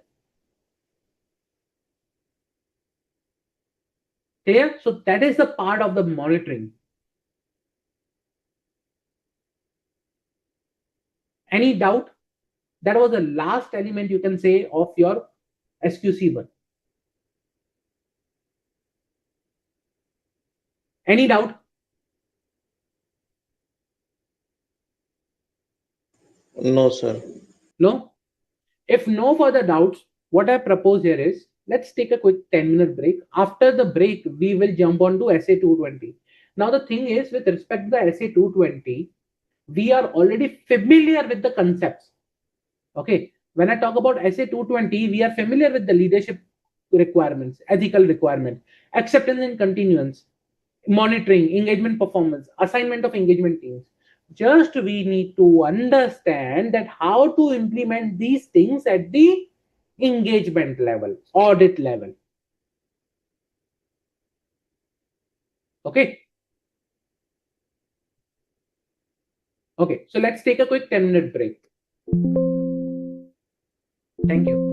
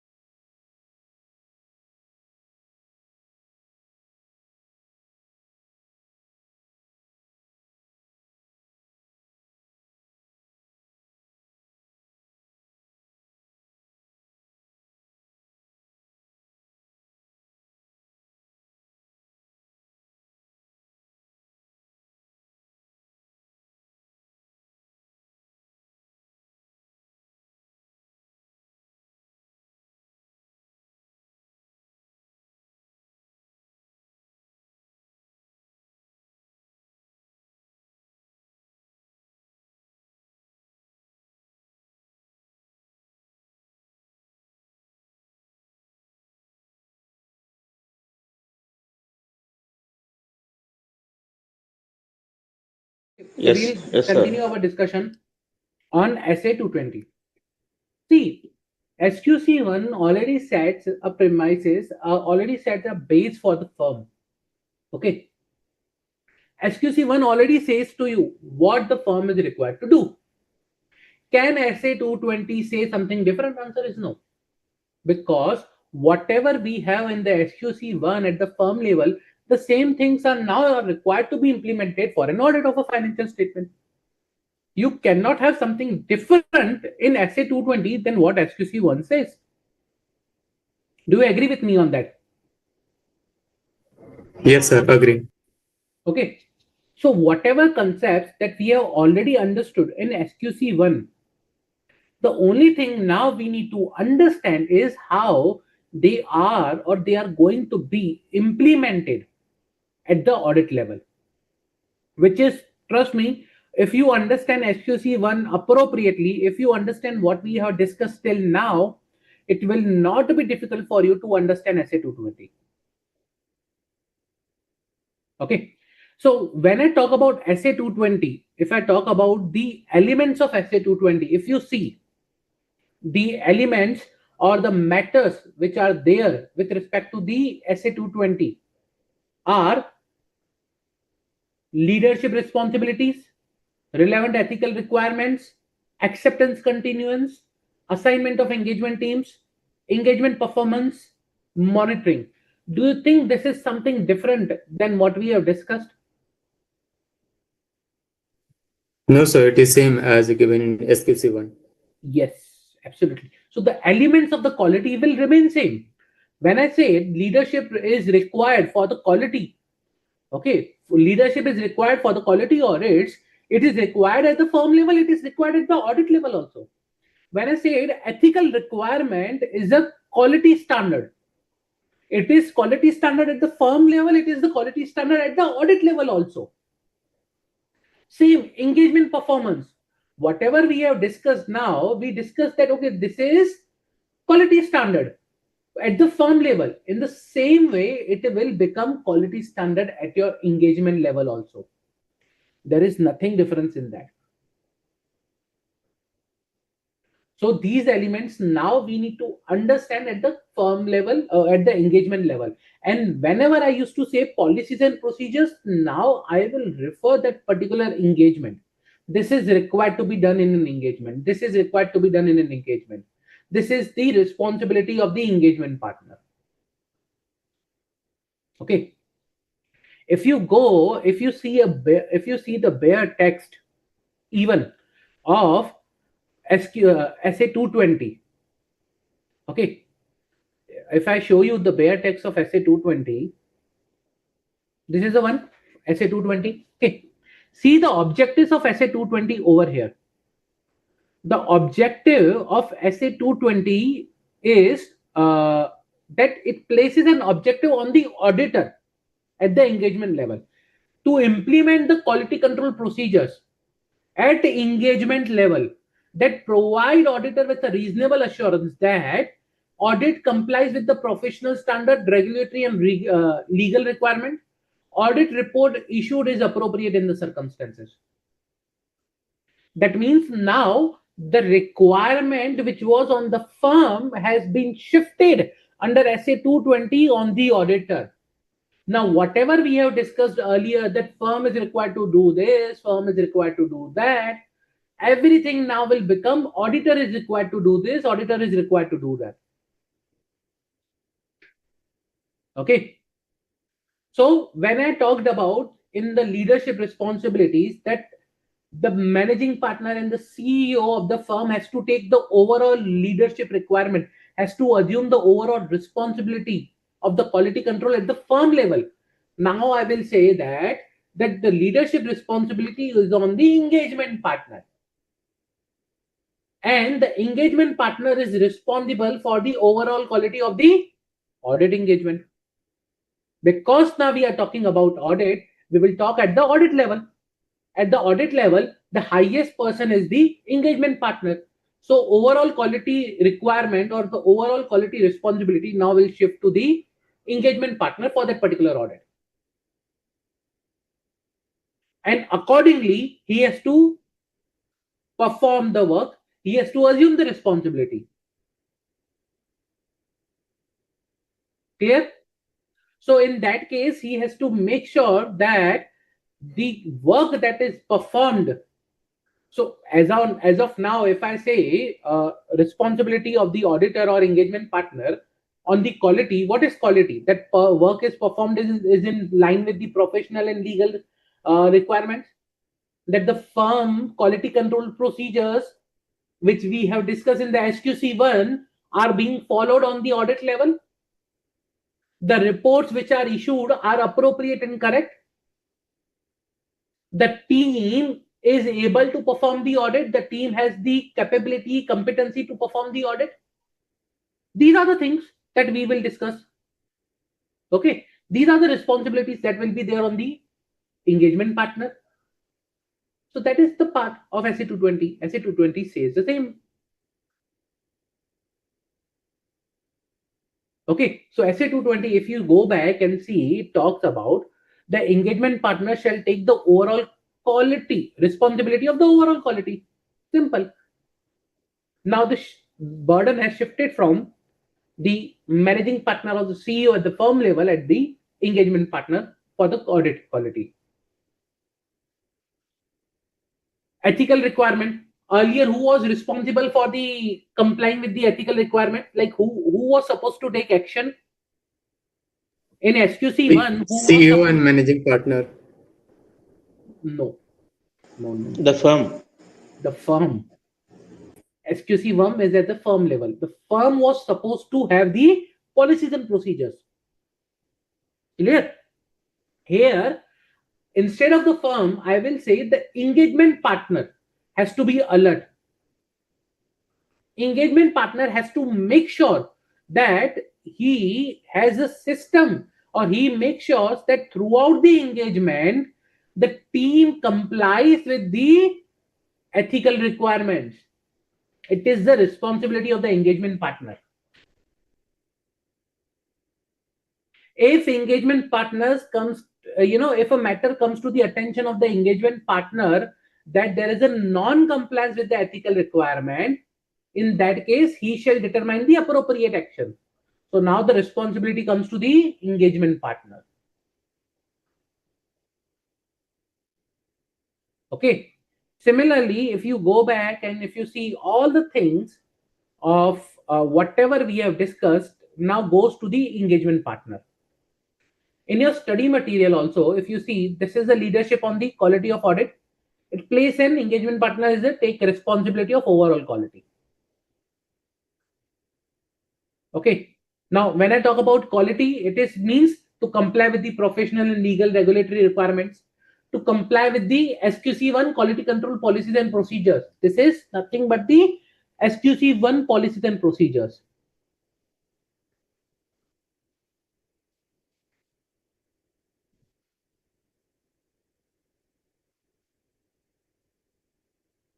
Okay. Reports that are issued should be appropriate. Then engagement team's ability to raise concerns. So these are certain matters that determine the quality when it comes to the at the audit level. Same with the relevant ethical requirements. It's the responsibility of the engagement partner. As we discussed, engagement partner has to make sure that if he has to identify the threat to the independence at the audit engagement level. Okay, he has to report. Okay, that whatever like appropriate action is required to be taken when there is a threat to the particular fundamental principle. Okay, so he has to report to appropriate person in the particular organization, in the particular firm. Then comes the client acceptance and continuance. Whatever we have discussed in the client acceptance and continuance here, okay, on the same lines, same for that particular audit engagement, audit partner has to go through and check. Remember in our previous example, what we had discussed that when there is a particular engagement, who was supposed to provide that information to the central database? Who was supposed to provide that information to central database? So this was something, the example that we discussed. Okay, Mr. A, Miss B, Miss C, Mr. E. Who was supposed to provide this information? All the engagement partner. All the each and every. Yes, each engagement partner. Each engagement partner will provide this information, correct, Geet, to independent partner or the partner who is managing the independence area. Okay. So they will provide this information to create a central database, and accordingly, everything will be checked. So this is the policy was required as a SQC level. You were required to have this policy. At SQC1 level, this policy was required to have this kind of system of quality control. This is nothing but the system of quality control. Okay, this whole arrangement.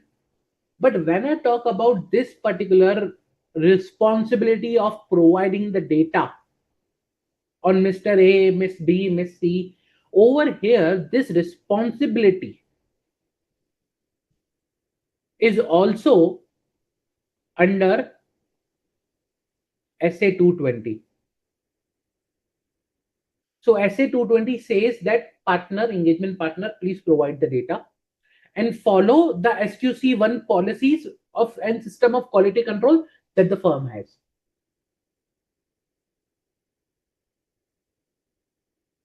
Clear? So now the responsibility is on the engagement partner. Concept is same. Client acceptance and continuance has not changed, has not undergone any change. Okay.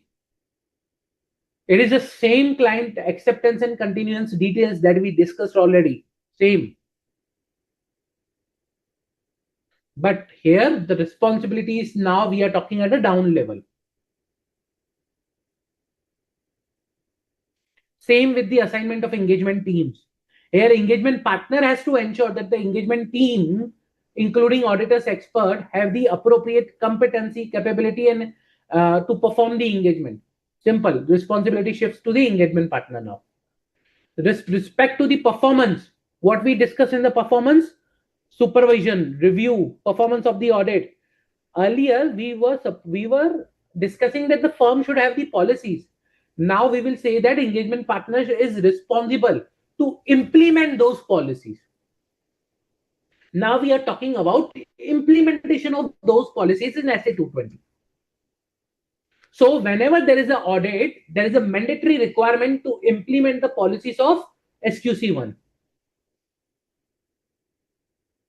Are you getting the point? The difference between the SA220 and the SQC1. Same engagement quality control reviewer, if you talk about, okay, engagement quality control reviewer, like whatever we have discussed, now it is implemented at the audit level. Discussion of the significant matters, review of the financial statements, proposed audit report, review of selected documentation, evaluation of the conclusions reached in case of consultation. So everything is same, everything that whatever we have discussed. But now the question is that whatever we have discussed at the policy level, here the implementation of the policy is the responsibility of the engagement partner. Same with the difference of opinion. If there is a difference of opinion, it is the responsibility of the engagement partner to make sure that difference of opinions are being resolved. Simple. So engagement team with those consulted, engagement partner, engagement quality control reviewer, these has to be resolved. And this responsibility now goes on to the engagement partner. Clear? Any doubt with respect to whatever I am discussing? No, sir. Clear, sir.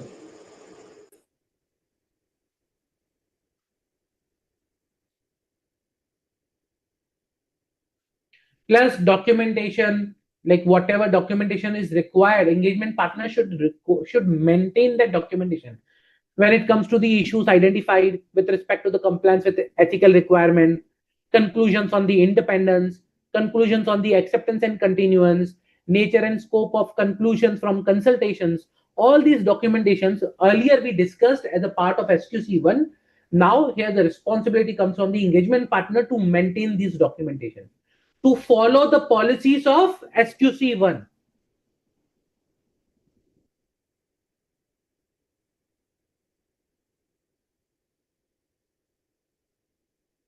Any doubt? Sir, like how many engagement quality control reviews should be like if there is 4 engagement partner in a firm, they are all dealing with others and like a bank audit or some statutory audit, then there will be only one engagement quality control reviewer or different. See, usually we have one engagement quality control reviewer. Okay, we don't have more than one. But if, let's say, for example, if it is a very complex area, very complex engagement, you may have multiple quality control reviewer, provided they are independent, they have the objective view, and there is no overlapping of the review. Yes, sir. It depends on the size of the firm and the number of engagement. Yes, it's not necessary that I may have one, I may have two, but it's a very rare case scenario, I would say.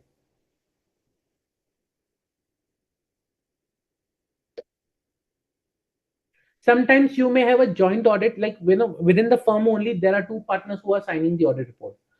So after that, a lot of things are there which are required to be considered, like what is the nature of the audit, the size of the audit, the complexity involved, the technical. See, at the end, the person who is reviewing as an engagement quality control reviewer is required to have necessary capability and competency to review it.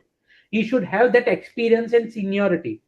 Now, if the audit is of such a nature that it is very complex, requires very complex, different knowledge and different experience, in that case you may go for two different EQCRs.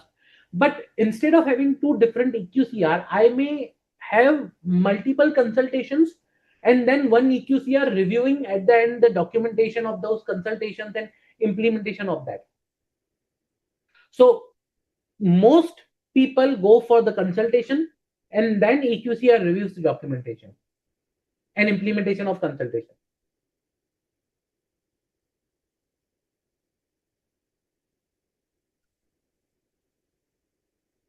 Clear?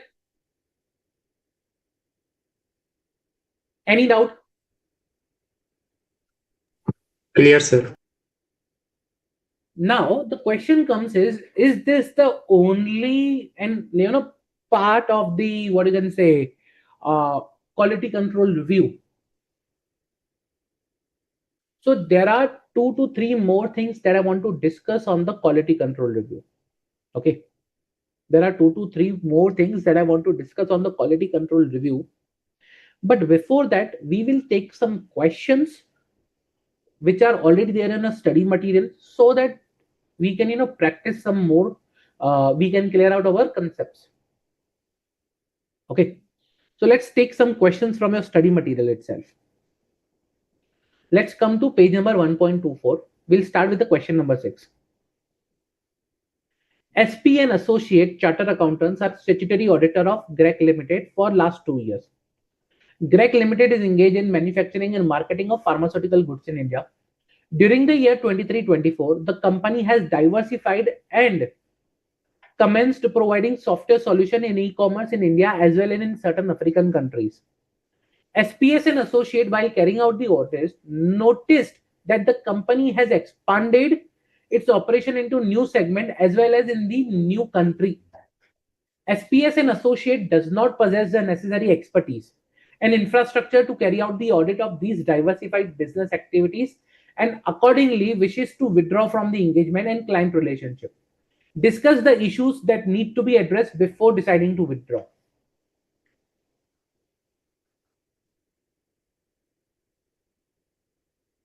Come on. Firstly, I appreciate that SPS associate that took decision to withdraw the audit. That is very genuine matter on that. Hmm.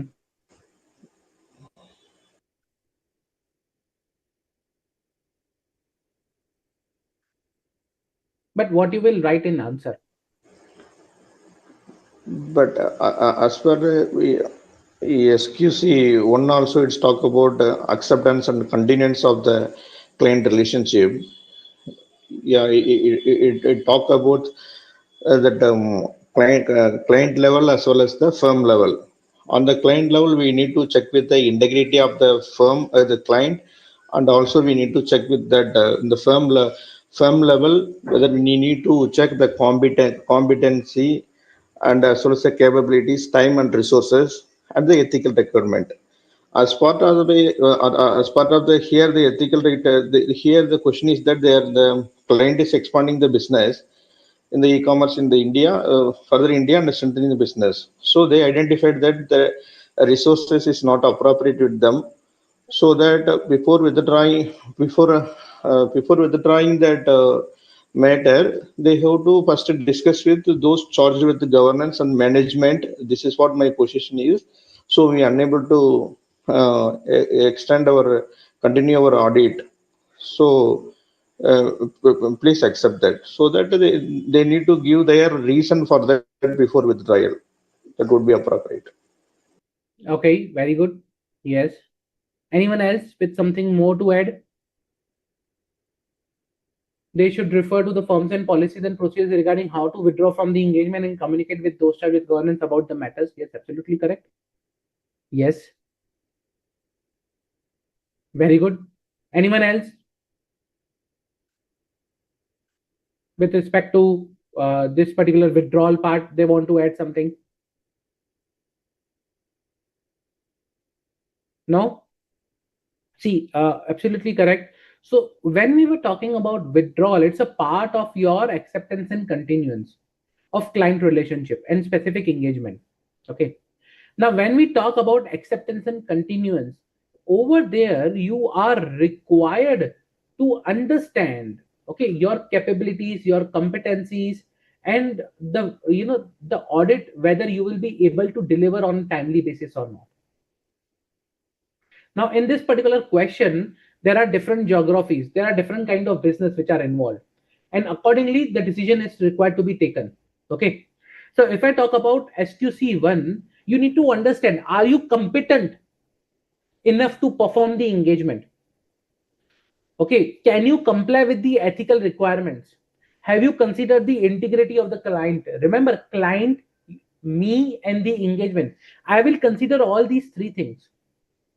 And when I decide about the withdrawing from the engagement, first of all, I have to discuss with the appropriate person in the management. That's the client management and those charged with governance. That okay, these based on these relevant facts and based on the circumstances, I am deciding to withdraw. Second, you need to determine the appropriate way to withdraw. Okay, you need to provide the reason for the withdrawal.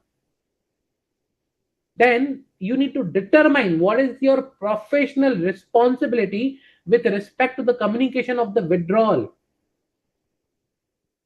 Okay, whether you are required to communicate to the regulatory bodies, whether you are required to communicate to the regulatory authorities, and then you need to document why you withdrew from that particular engagement. Now, when we see this question, okay, when we see this question, the question is discuss the issues that need to be addressed before deciding to withdraw. Before deciding to withdraw. Now, these are the basically issues that are required to be discussed before you decide to withdraw. That what is a appropriate way, communication with the management, discussing with the management, considering the professional or regulatory area, documenting the significant issues, and that is not something I am saying. That is given in the SQC1. So let's go to the SQC1 for this again. When you go to the SQC1, okay, over there we have already discussed this part. See, when it comes to the withdrawal from the engagement, remember we discussed that. When we talk about withdrawal from the engagement, now the firm should have the policies and procedures. That is at the firm level. So we will talk about now that policies and procedures at the firm level. But these policies and procedures should talk about these areas. The policies and procedures should talk about or address the following areas. And these are the areas you are required to write in your answer. With respect to the discussion with the appropriate management, communication that I was talking about. If you determine that it withdraw, then you need to, like provide the reason for the withdrawal. You need to consider if there is any professional, regulatory or legal requirement on you for reporting for the withdrawal to the regulatory authorities. You need to document the conclusions that you reached, why you want to withdraw. So these are the things that you need to address before deciding to withdraw. Clear? Any doubt?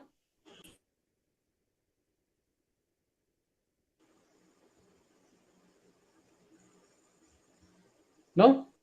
If no doubts, can we proceed to the next question? Okay, let's proceed. PQR Associate are the statutory auditor of large unlisted company, which is engaged in the manufacturing of two auto components.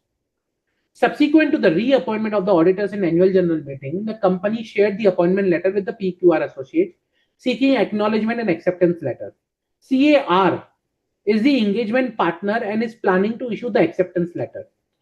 During the current financial year, there was a search by income tax authorities on the company, and certain accounting records were seized for the verification.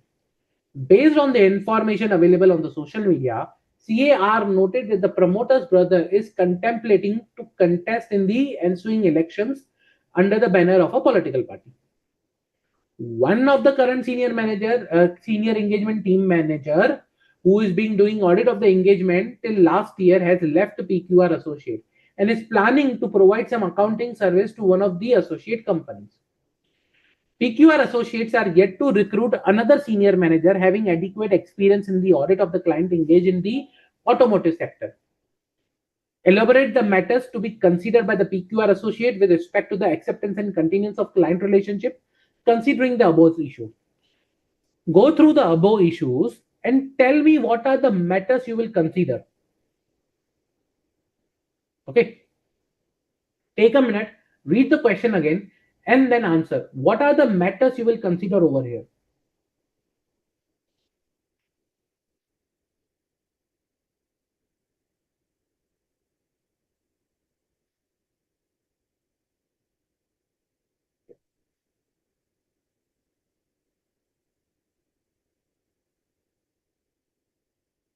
Okay. I hope you guys have read the question.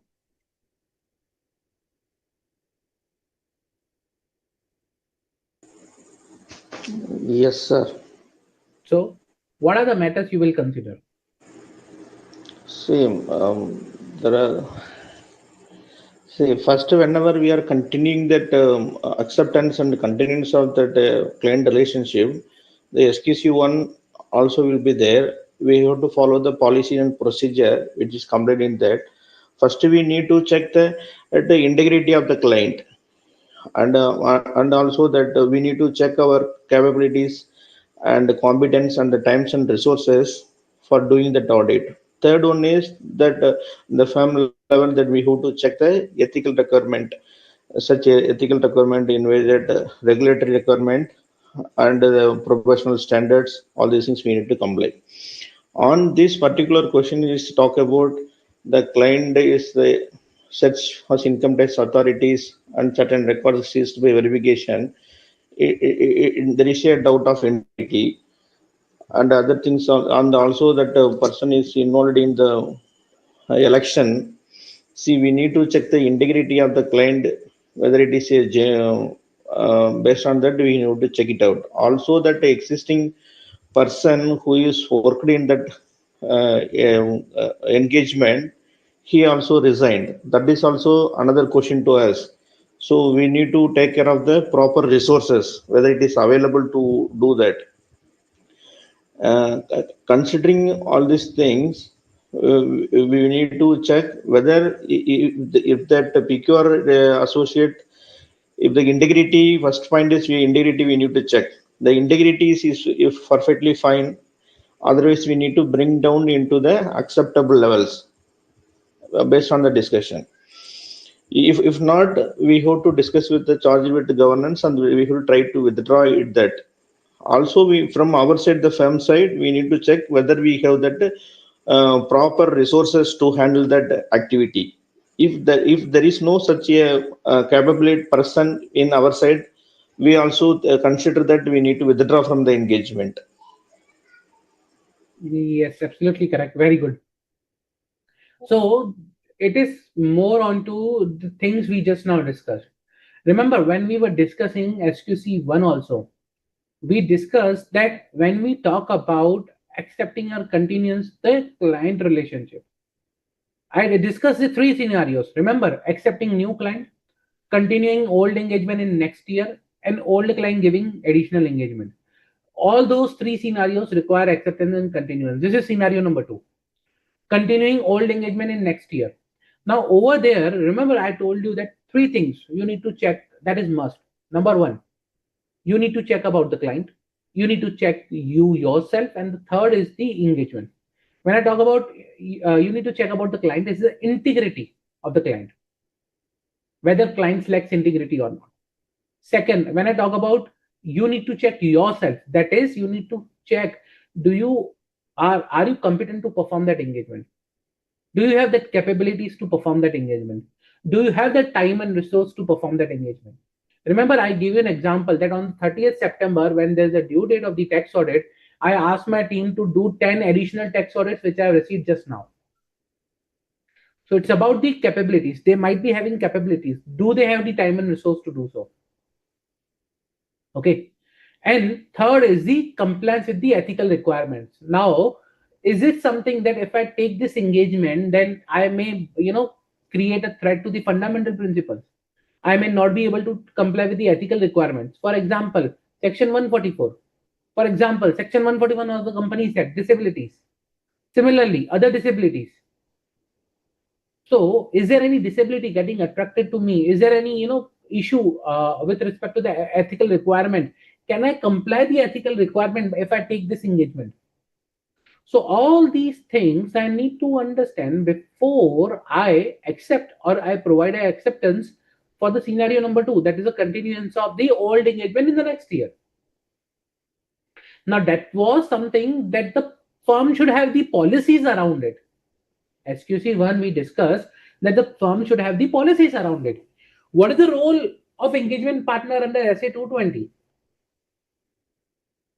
What is the role of engagement partner under SA220?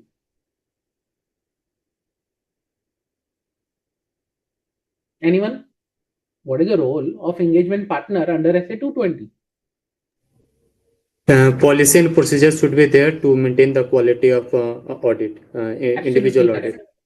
Absolutely correct. So whatever policies we are deciding, whatever policies we are establishing in SQC1 that are required to be followed under SA220. So it is SA220 says that the engagement partner is required to follow these policies, and accordingly he needs to ensure all these things before accepting the audit engagement. Okay, before he accept the audit engagement, he needs to accept or he needs to follow all these things.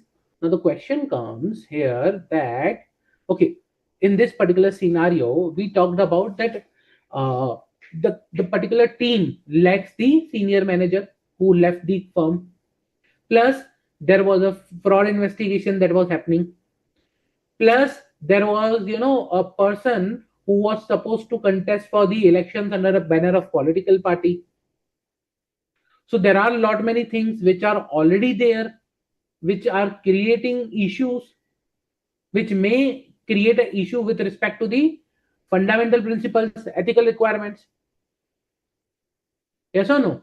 So you need to understand, do you have that competency, capability, and time and resource to take up this engagement? Means, do you have that senior manager who is at the adequate knowledge of the automotive sector, who can guide the team and who can help you out in the engagement? That is time and resources. Okay. Secondly, you are talking about the integrity of the client. Election under the they are going to do election with respect to a political party. There's a fraud investigation going on. Books are seized. Is there an integrity of the client? Tell me why we discuss with the integrity. I know it's on the face, but why we discussed about the integrity? Integrity, yeah, whether the client is involved in any money laundering or how that election is happening, how the money is involved, whether it is from the business side or from somewhere else, whether their business is ethically is followed or not. But why we are required to change integrity of the client? Like, what difference it will make? Let's say, for example, client doesn't have integrity. What difference it will make?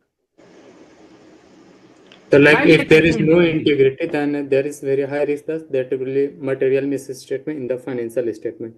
If the client is complying with the integrity, then there will be less or there will be no material misstatement. Absolutely correct. Very good. Very good, Geet. Client can override the control. When I say client, it's a management override of control. Remember, we discussed about this. Audit risk is nothing but the combination of the risk of material misstatement and detection risk.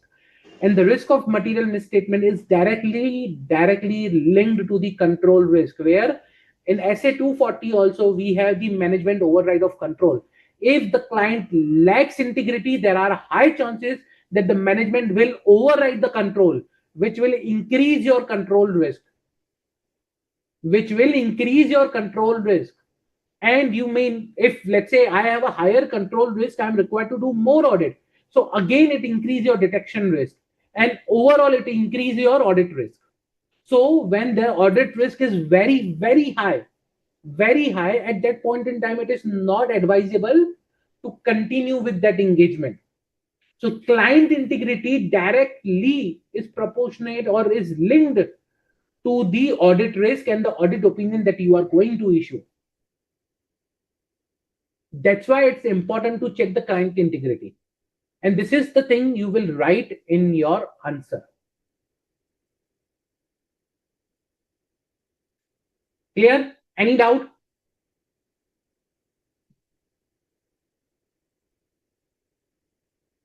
Any doubt? No, sir. Clear. No, sir. Clear, sir. Let's take three more questions. I want to take it up. They are good. So the question is, CA Giri is a senior partner of Messrs TSV Associate. Messrs TSV Associate is a reputed firm of chartered accountants which have been in practice for more than 5 decades. The firm undertakes statutory audit of large listed companies across various industry sectors and has more than 50 qualified experienced professionals. CA Giri has been assigned as an engagement quality control reviewer of an audit engagement of a listed company. What are the aspects which should be looked into by CA Giri as an EQCR in relation to the engagement? That is the question number 1. Question number 2. Upon completion of the review, CA Giri has identified certain issues with respect to the revenue recognition, adequacy of provision relating to onerous contact. The views of CA Giri are not accepted by engagement partner. Suggest the ways resolving the difference of opinion between CA Giri and engagement partner. So let's go to the question number 1 first. What are the aspects which should be looked by CA Giri as an EQCR in relation to an engagement? Sir, for EQCR, there is first we need to follow the policies and procedure as outlined in SQC1. That EQCR will always check into three matter. First one is that whether that he will check that consultation, whatever done, documentation, and also he will check the any significant matter appropriately discussed and closed. These are the three things he should check, sir. Okay. Anyone else? Yes, it's correct. Anyone else with something more to add? Yes, Priya, very good.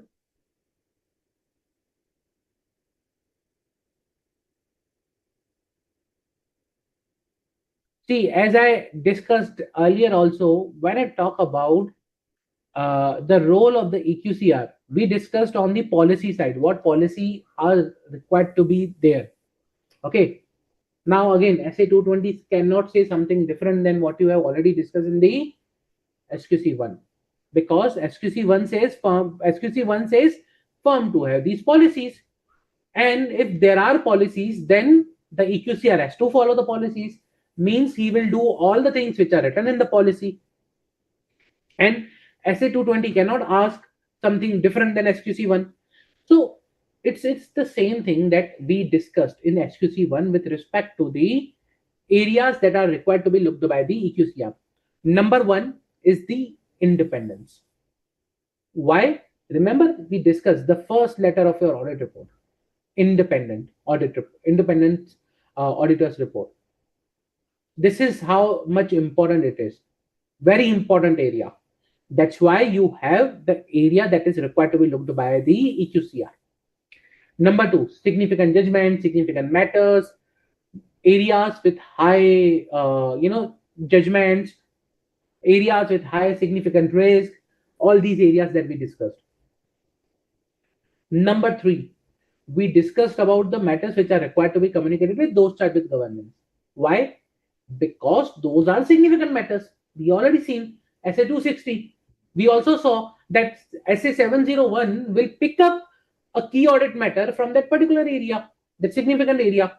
We'll discuss more in SA701. But as of now, understand that SA701 will also place importance on the matters which are communicated to the management, because those are significant matters. So those are also required to be reviewed by the engagement quality control reviewer. Engagement quality control reviewer will also look into the audit report, the conclusions you have reached upon, opinions that you are issued, material misstatement if anything is there. Engagement quality control reviewer will also look into the consultations that you have performed. What was the scope? Who you selected for the consultation? What was the outcome of the consultation? Whether it has been documented and implemented or not with respect to the consultation. Everything that these areas, out of these areas, like EQCR will review. Plus, he may take up some additional papers, additional significant work papers, or areas or additional areas which are significant, and he may take up additional work papers for review. Now the question, that is a part one. Coming to the part two. Part two is, there is a difference of opinion. Now tell me what you will do in the difference of opinion. So when there is a difference in opinion, we should refer that the policies and procedure as outlined as per the SQC. The thing is that here the issue is that difference in opinion between the engagement partner and the quality control reviewer. Here it has to be discussed, it has to be resolved before. If unable to resolve within the firm, then take the senior person in the firm. Otherwise, he can seek the professional also outside the firm, and also if there is a need, they can go for that regulatory bodies as well. Then we have to discuss the matter, and it has to be solved the difference in opinion before issue of the report, and it has to be documented, and it has to be implemented, and it has to be resolved as per the SQC1. Very good. Yes. So when I talk about the way of resolving the difference of opinion, understand one thing. We have already discussed about the difference of opinion in SQC1. In SQC1, we discussed that there should be a policy and procedure, a way to resolve the differences. Okay, the way to address the difference of opinion. It should not be the case, okay, the partner says whatever engagement partner says is the correct. Now, if there is a difference of opinion, the policy should be clear how to resolve it. That is the requirement of SQC1. That policy is required to be followed by the engagement partner when we come to the SA220 at the audit level. So we have a policy at the SQC1. That policy is required to be followed at the audit level when we are talking about SA220. Now, here the question is suggest ways of resolving the difference of opinion. Okay, you have to suggest the ways of resolving the difference of opinion between CA Giri and engagement partner. CA Giri is the engagement quality control reviewer. So what are the ways to resolve? First of all, you need to follow the policy. You need to follow the policy, what policy says.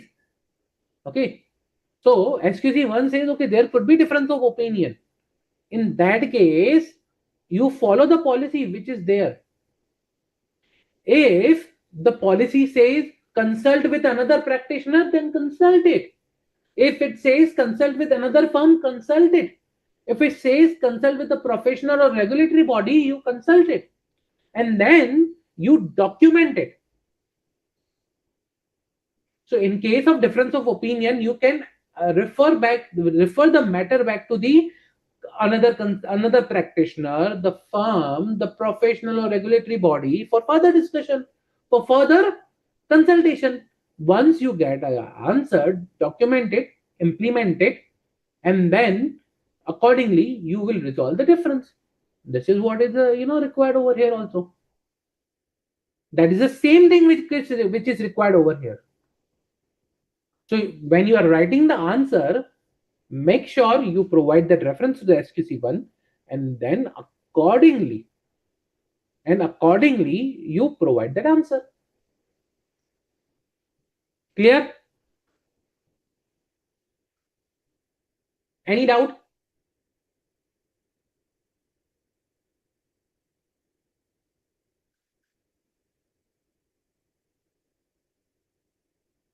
Any doubt?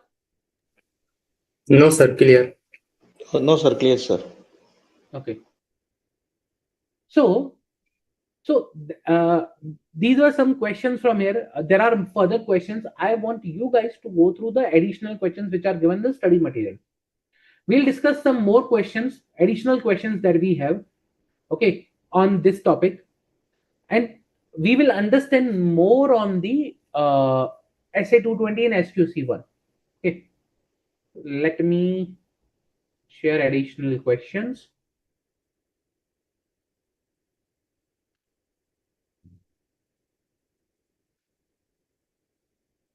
Okay, here we have, just a minute.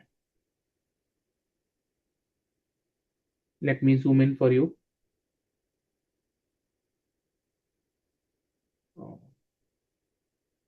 Okay. Messrs. Singh, Chandra and Associates are the statutory auditor of Future Mobility Limited, a listed company engaged in the manufacturing electrical vehicles for the financial year 24-25. CA Aman Singh is the engagement partner, and CA Neha Chandra, another senior partner, is appointed as the engagement quality control reviewer. During the audit, a significant judgment area was valuation of inventory, especially the net realizable value of a recently discontinued model of electric scooters. The engagement team, led by CA Aman, accepted the management's calculation of NRV, which showed a minor written down. The team's conclusion was based on the offer received from a single scrap dealer. In her view, CA Neha Chandra expressed significant reservations. She is the engagement quality control partner. She noted that the scrap dealer offers seemed unusually low and did not consider the potential for selling usable spare parts separately, okay, which could yield a higher value. She concluded that the audit evidence was not sufficient and appropriate to support the valuation, and the team should have explored other independent sources of valuation. Now, CA Aman disagreed, stating that the EQCR role is to review the documentation, not to re-perform the audit. He argued that since the team has obtained some external evidence, that is the offer from the scrap dealer, their professional judgment should prevail. Confident in his stand, he informed CNAR that he intends to finalize and the date of the audit report as per the original schedule to meet the client deadline without performing any additional procedure. Comment on the stand taken by CA Aman. Second, what in the light of SQC1, what are the specific responsibilities of engagement partner and the EQCR in such situation? And what should be the firm's course of action? So this is a question. Okay. I will give you a minute to read again and then you answer. Sir, there differences of opinion exist between the engagement partner and the EQCR. So this need to be resolved as per the firm's policy and procedure for resolving this difference of opinion. And if it cannot be resolved, then outside or internal in the firm from senior partner, it should be discussed to resolve this matter. Okay. Sir, in this case, the issue is very clear between the EQCR and the CNEGA regarding that audit finalization and report issue. During the review of EQCR, they find that there is a inventory valuation that has to be checked out. The thing is that she is not CNEGA is not considered that point, and herself is schedule as per the schedule she issued the report, which is not appropriate. So as per the SQC1, it's talk about there should be a policy and procedure for the when there is a difference in opinion, it has to be properly dealt with. As per that, the thing is that when there is a difference in opinion which arises between that EQCR and that engagement partner, it has to be discussed and it has to be resolved.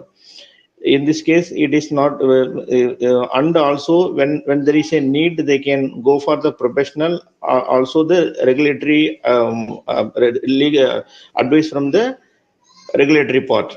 In this case, these are the provisions. Then it has to be resolved and it has to be documented and should be implemented. Given in this case, that CNAHA is not followed the procedure as per the outlined in SQC1. They themselves issued the report without resolving the difference in opinion, which is not correct as per the SQC1. CNAR is the EQCR. Sir, CNAHA, no, she not resolved. No, as per the original schedule, client deadline without performing the additional procedure. Still, there is released the report. The thing is that the policy is not followed the policy and procedure, and also difference in opinion is not resolved, which is not in line with the SQC1. The action taken by them is not appropriate. Okay. Okay.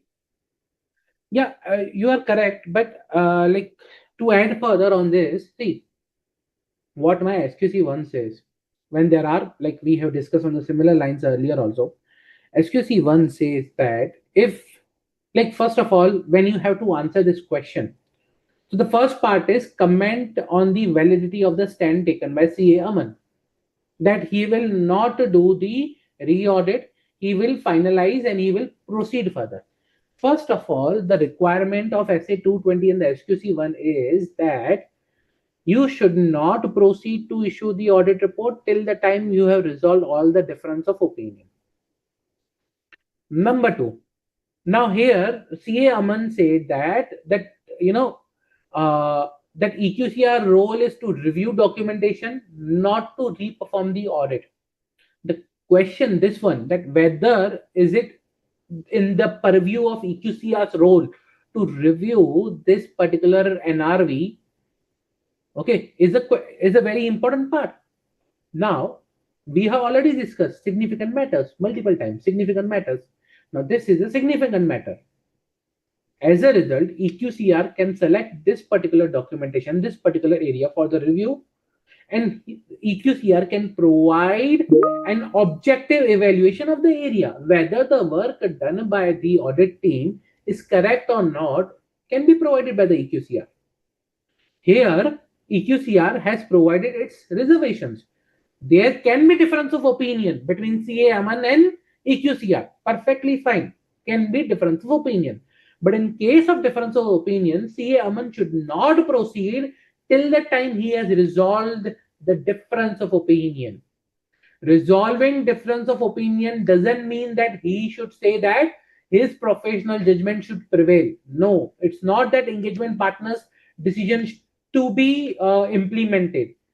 Resolving difference of opinion means, documenting and accepting a logical conclusion to that. Now, in this particular example, the stand taken by CA Aman is not correct.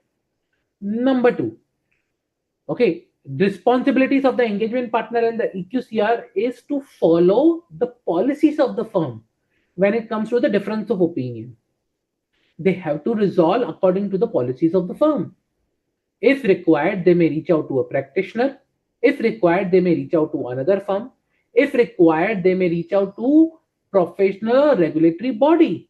And whatever conclusion is obtained, documented, implemented. That is the way to resolve the difference. And that is what you need to write in the answer. So if we see the answer, similarly, if I talk about here, yes, like objective of the EQCR, okay, then responsibilities of the EQCR, you write about the responsibilities, reviewing financial statement, discussing significant matters, reviewing selected audit documentation, evaluating the conclusions reached, and then if there is a difference of opinion, the firm should include procedures for resolving difference of opinion.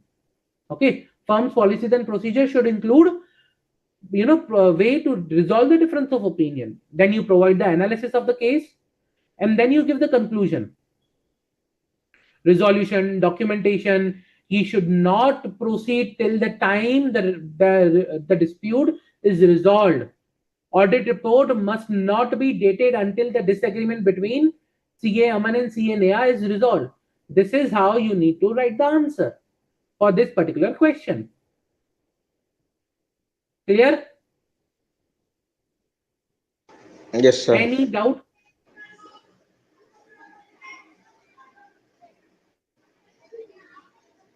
Any doubt?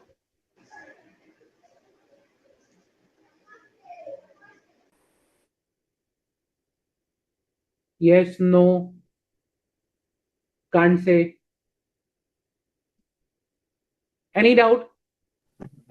Sir, in this question, whether inventory valuation is appropriate or not, because only from one scrap dealer offer has been accepted. Like it should be asked from different dealer, no? Like whichever gives higher, that should be accepted. Yes, absolutely. So one scrap dealer offer, see, again, that depends upon the offer that is given by the dealer. It's not that it's only one scrap dealer, then it's not appropriate. No. What offer he has given and what are the factors which are considered, that is very important. So in one of a practical example, I'll tell you. So there was a company which was dealing into manufacturing of some products. So one of their key raw material was copper. Now, when I talk about copper, the scrap of copper is very, very precious. It goes to the 70-80% value of the original purchase price. So the copper scrap value can fetch 70 to 80% of the original purchase price. I'm talking about the scrap. Now, if let's say there is a dealer who is offering 70-80% scrap value of the original purchase price, fine. If they have one dealer which is within the reasonable range, he's offering the scrap price. can be considered. Now, let's say we have 3 scrap dealers. They are offering 20 to 30% of the original purchase price.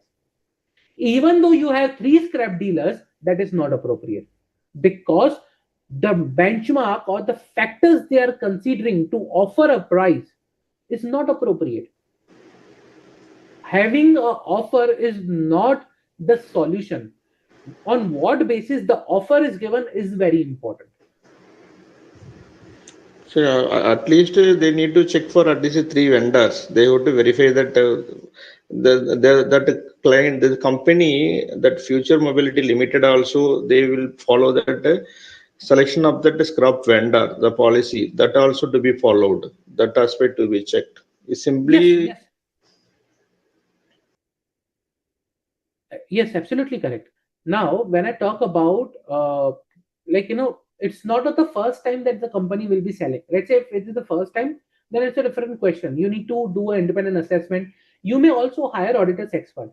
But let's say if this is not the first time the company is selling the scrap, they can take a reference from the scrap that was sold earlier, or some similar scenario which was there earlier. And that's where you need an experienced engagement quality control reviewer.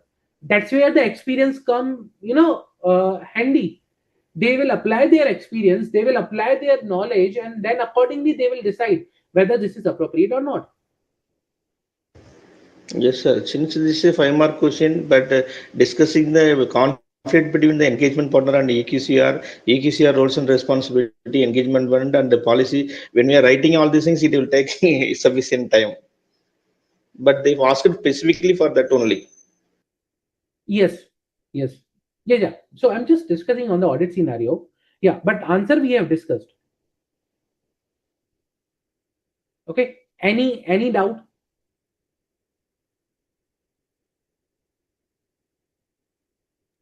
Sir, no doubt. No? Okay. If no doubts, there are 2 to 3 points that I want to discuss more when it comes to the quality review. We have discussed SQC1. We have discussed SA220. Now I want to discuss one or more, 2 topics more, which are the mechanism for the quality control review. Okay. So when I talk about mechanisms, these are kind of, you can say, additional things which are there for the quality control reviewer. Okay, so first is the peer review board. Now I'll tell you what is a peer review board. See, what happens is, like, each and every firm, there is a peer review mandate basically. Okay, if I talk about, there's a peer review mandate. What is a peer review mandate? Peer review mandate is a kind of a criteria where it is written that who all are required to be, peer reviewed, which all firms are required to be peer reviewed. That is a peer review mandate, and that is required to be followed. You don't have exceptions, or you cannot say that I will not follow the peer review mandate. If you fall under the criteria of peer review mandate, you need to follow, you need to get yourself peer reviewed. Now, what is the role of peer review, how it happens? Basically, peer review is a process wherein they ensure or they take up your assurance engagement for reviewing. Now, your assurance engagement are taken up for the review, and accordingly, they will review. Have you performed that assurance engagement as per the the technical, professional, and ethical requirements and ethical standards? They will go to your documentation. They will understand what you have done in your audit, and accordingly, they will come to a conclusion whether the assurance engagement that you have performed is in line with the technical, professional, and ethical standards or not. Have you complied with the regulatory requirements? So that is done in the peer review process. Like in peer review, basically, if I talk about, like, there is a guidelines of peer review guidelines 2022, wherein a peer reviewer is assigned. Okay, peer reviewer comes and he reviews all these documents and assurance engagement that are selected as a sample. He covers basically compliance with the technical, professional, ethical standards, quality of reporting, systems and procedures for carrying out assurance services, That I mean by policies and procedures that you have already established under SQC1. He checks whether you have done the self-evaluation under the audit quality maturity model. He checks whether you are conducting training programs for your staff, whether you are complying with the direction or guidelines issued by the council.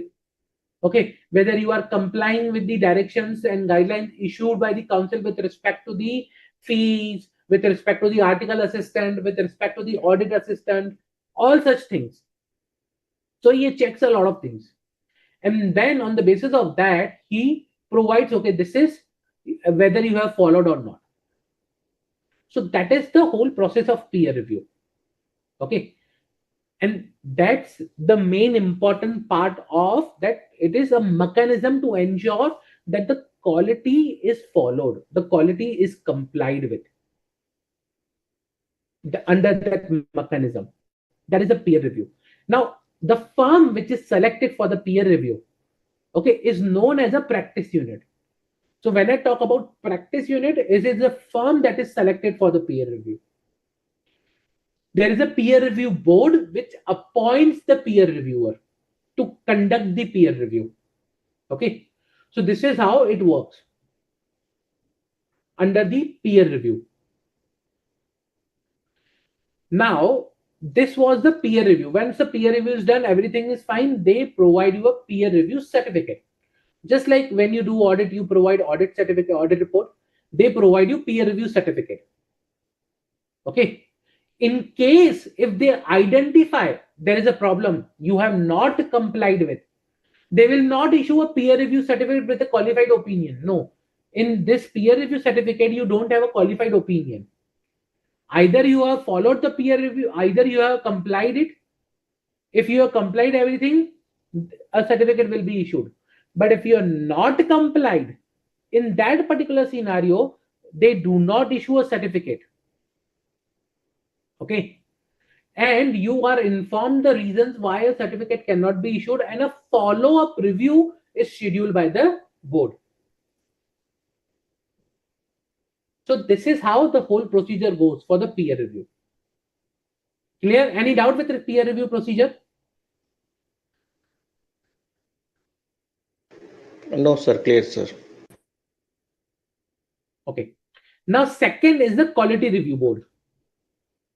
Second is the quality review board, which is also for the quality review.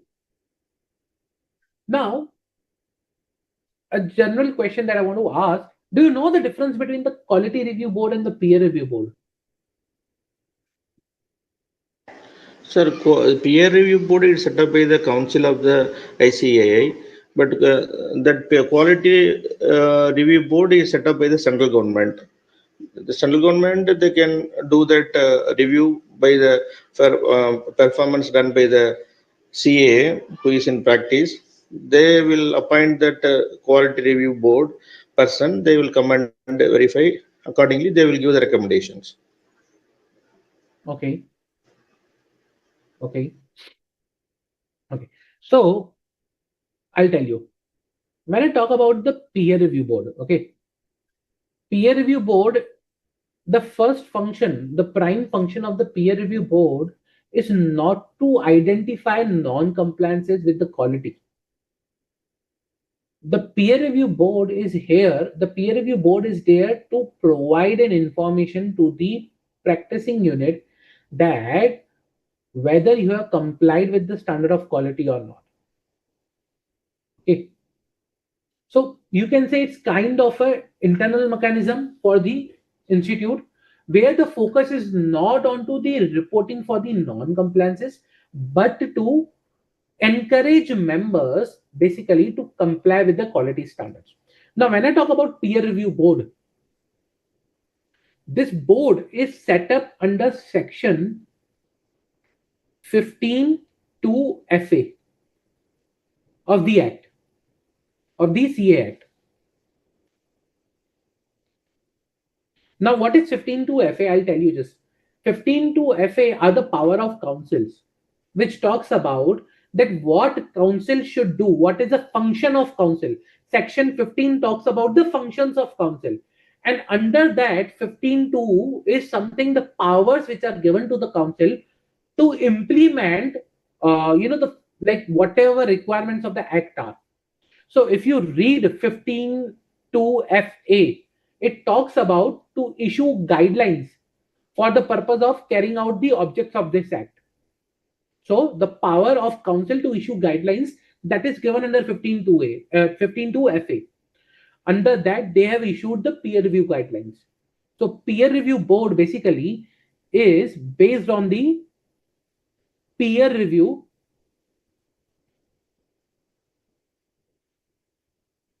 guidelines, okay, 2022, issued under 15.2 FA. That is where from the peer review board comes into the place. Now, when I talk about quality review board, okay, when I talk about the quality review board basically forms under section 28A of the act itself, establishment of the quality review board. Now, what is a quality review board for? Okay, like what is the function of the quality review board?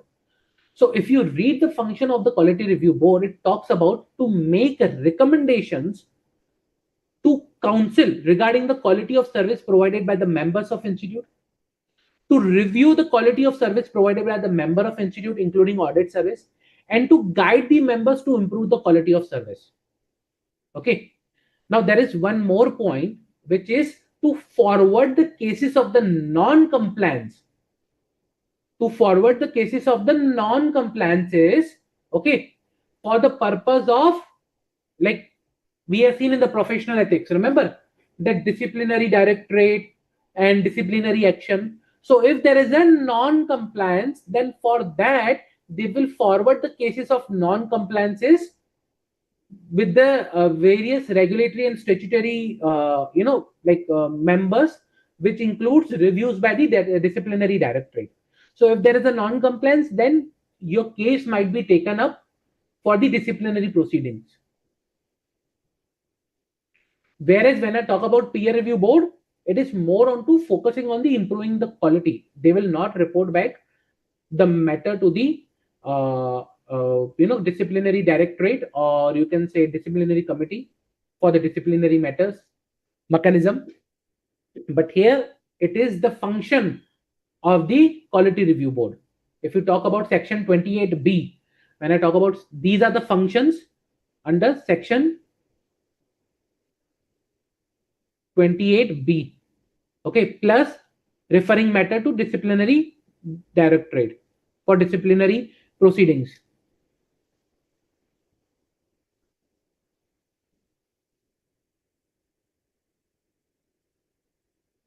Okay, so that is the one of the function which is given under section 28B. So you can understand the difference between the peer review board and the quality review board.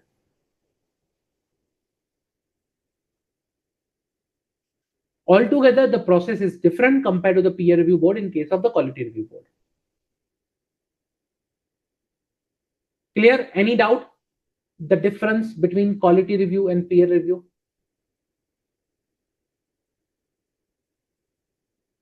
Any doubt?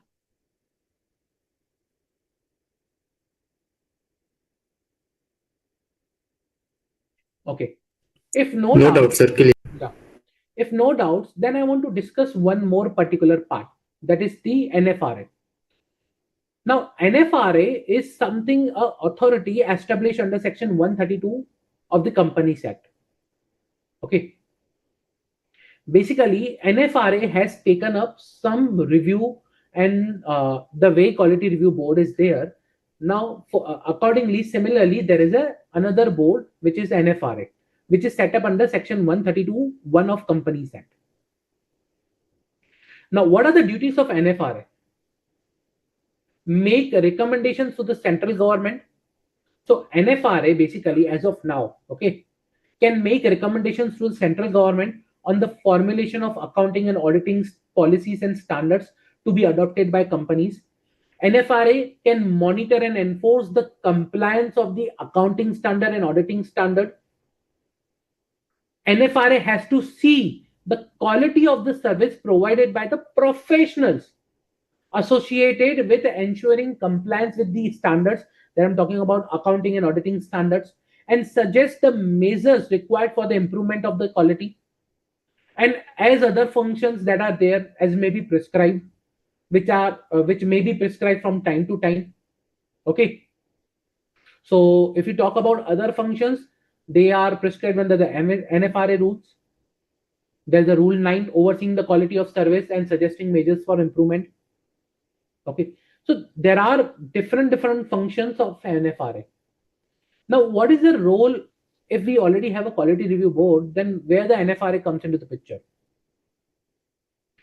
Now, NFRA can investigate into the matters for the auditors of certain class of company,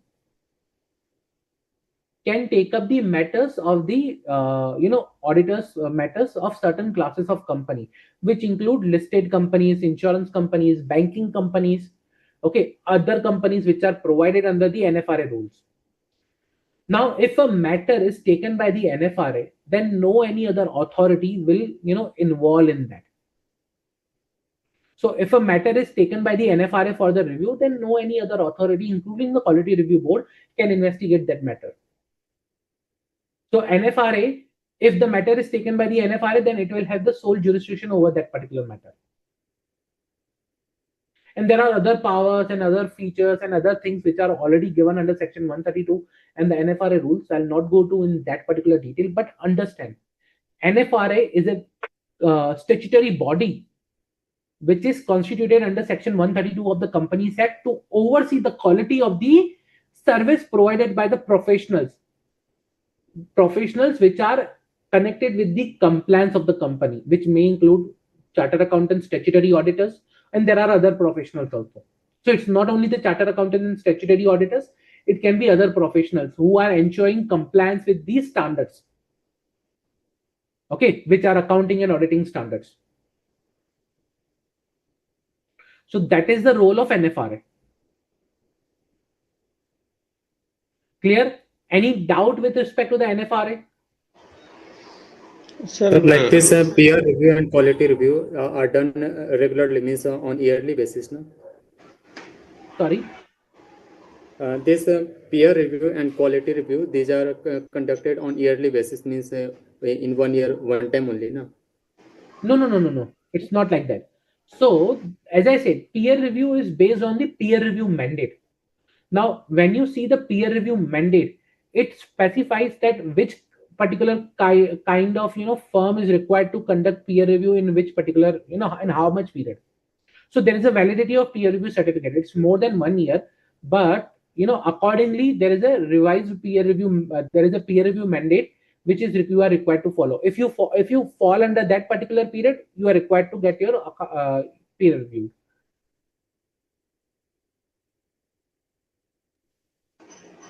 Sir, I have one query, sir. See, NFRA, when they are doing that quality check also from that side, based on the company side, and quality review board also is there. Is there a both can be done? Sorry, I lost your question. Can you repeat it again?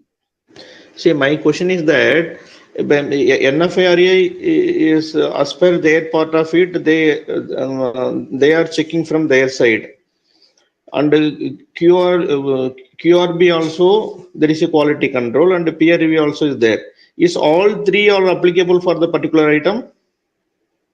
See, I'll tell you. NFRA has a certain class of companies where they will look into. Okay, so there are certain class of companies where they will look into. Now, if NFRA has taken up the matters, then quality review board cannot interfere over there, because if that particular matter falls under the purview of NFRA, so NFRA will only look into that particular matter. Now, when I talk about peer review board is basically peer reviewing the practicing unit, that the CA firms. Okay, but when I talk about the NFRA is not restricted to only CA firms. NFRA can take up the matters, like as I discussed, there are multiple things which can be taken up by NFRA, which is at the company level. Now, it may include audit, it may include, following some other compliances, it can be anything, which are there under the power of the NFRA. Okay, sir. When the NFRA is involved in the matter, then the QRB will not interfere on that matters, right? Yes, you can say that. Okay. When the QRB is working on that matter, can the NFRA will interfere? No. See, in that particular case, if a matter is with the QRB, Quality Review Board, okay, NFRA can only come into that particular case if that is within the rules of the NFRA. There are Rule 3 of NFRA which talks about which are the companies for which they can look into the matters. So if that falls under his purview, they can, like, there is no restriction then. Okay. In simple, I understood like that the QRB, when there is a NFRA is involving in the matter, the QRB will not interfere. Yes. Okay. The peer review board, I understood. Anyway, it is relating to the audit firm. That based on the practicing unit size and the engagement, how they are performing once in a 3 years, or based on their requirement, they can voluntarily also, they can invite the peer review board, they can conduct that peer review certificate. That's okay. That's fine. I understood. But only I am having that doubt between that QRB and NFRA.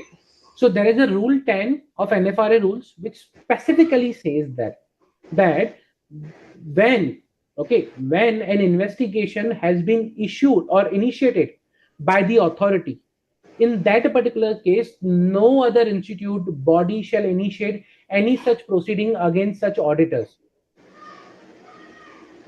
So it specifically prohibits initiating investigation when the investigation is already issued by this authority. Okay. That NFAR report is directly to the central government, but QRB is giving both the ICAI and the central government, I believe. Yes. Okay. Peer review is a sole proprietor of ICAI. Like not giving a report. Yeah. More onto the CA firm side, like, practicing unit side. Right, sir. Yeah. And because I have seen. See, YMS, I seen somewhere some question asked in CA when that main exam.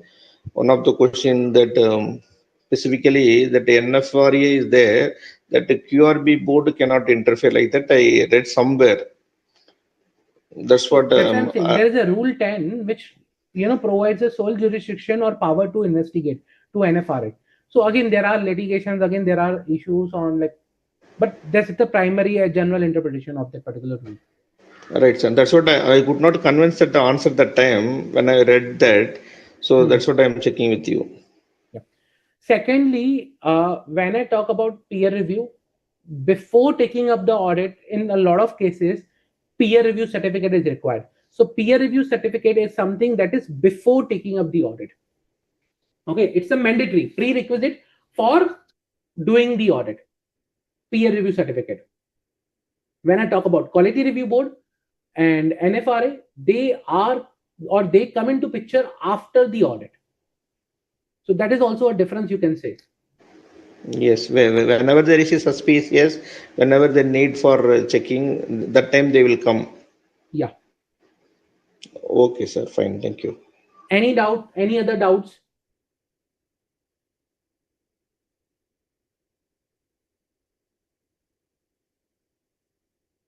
No?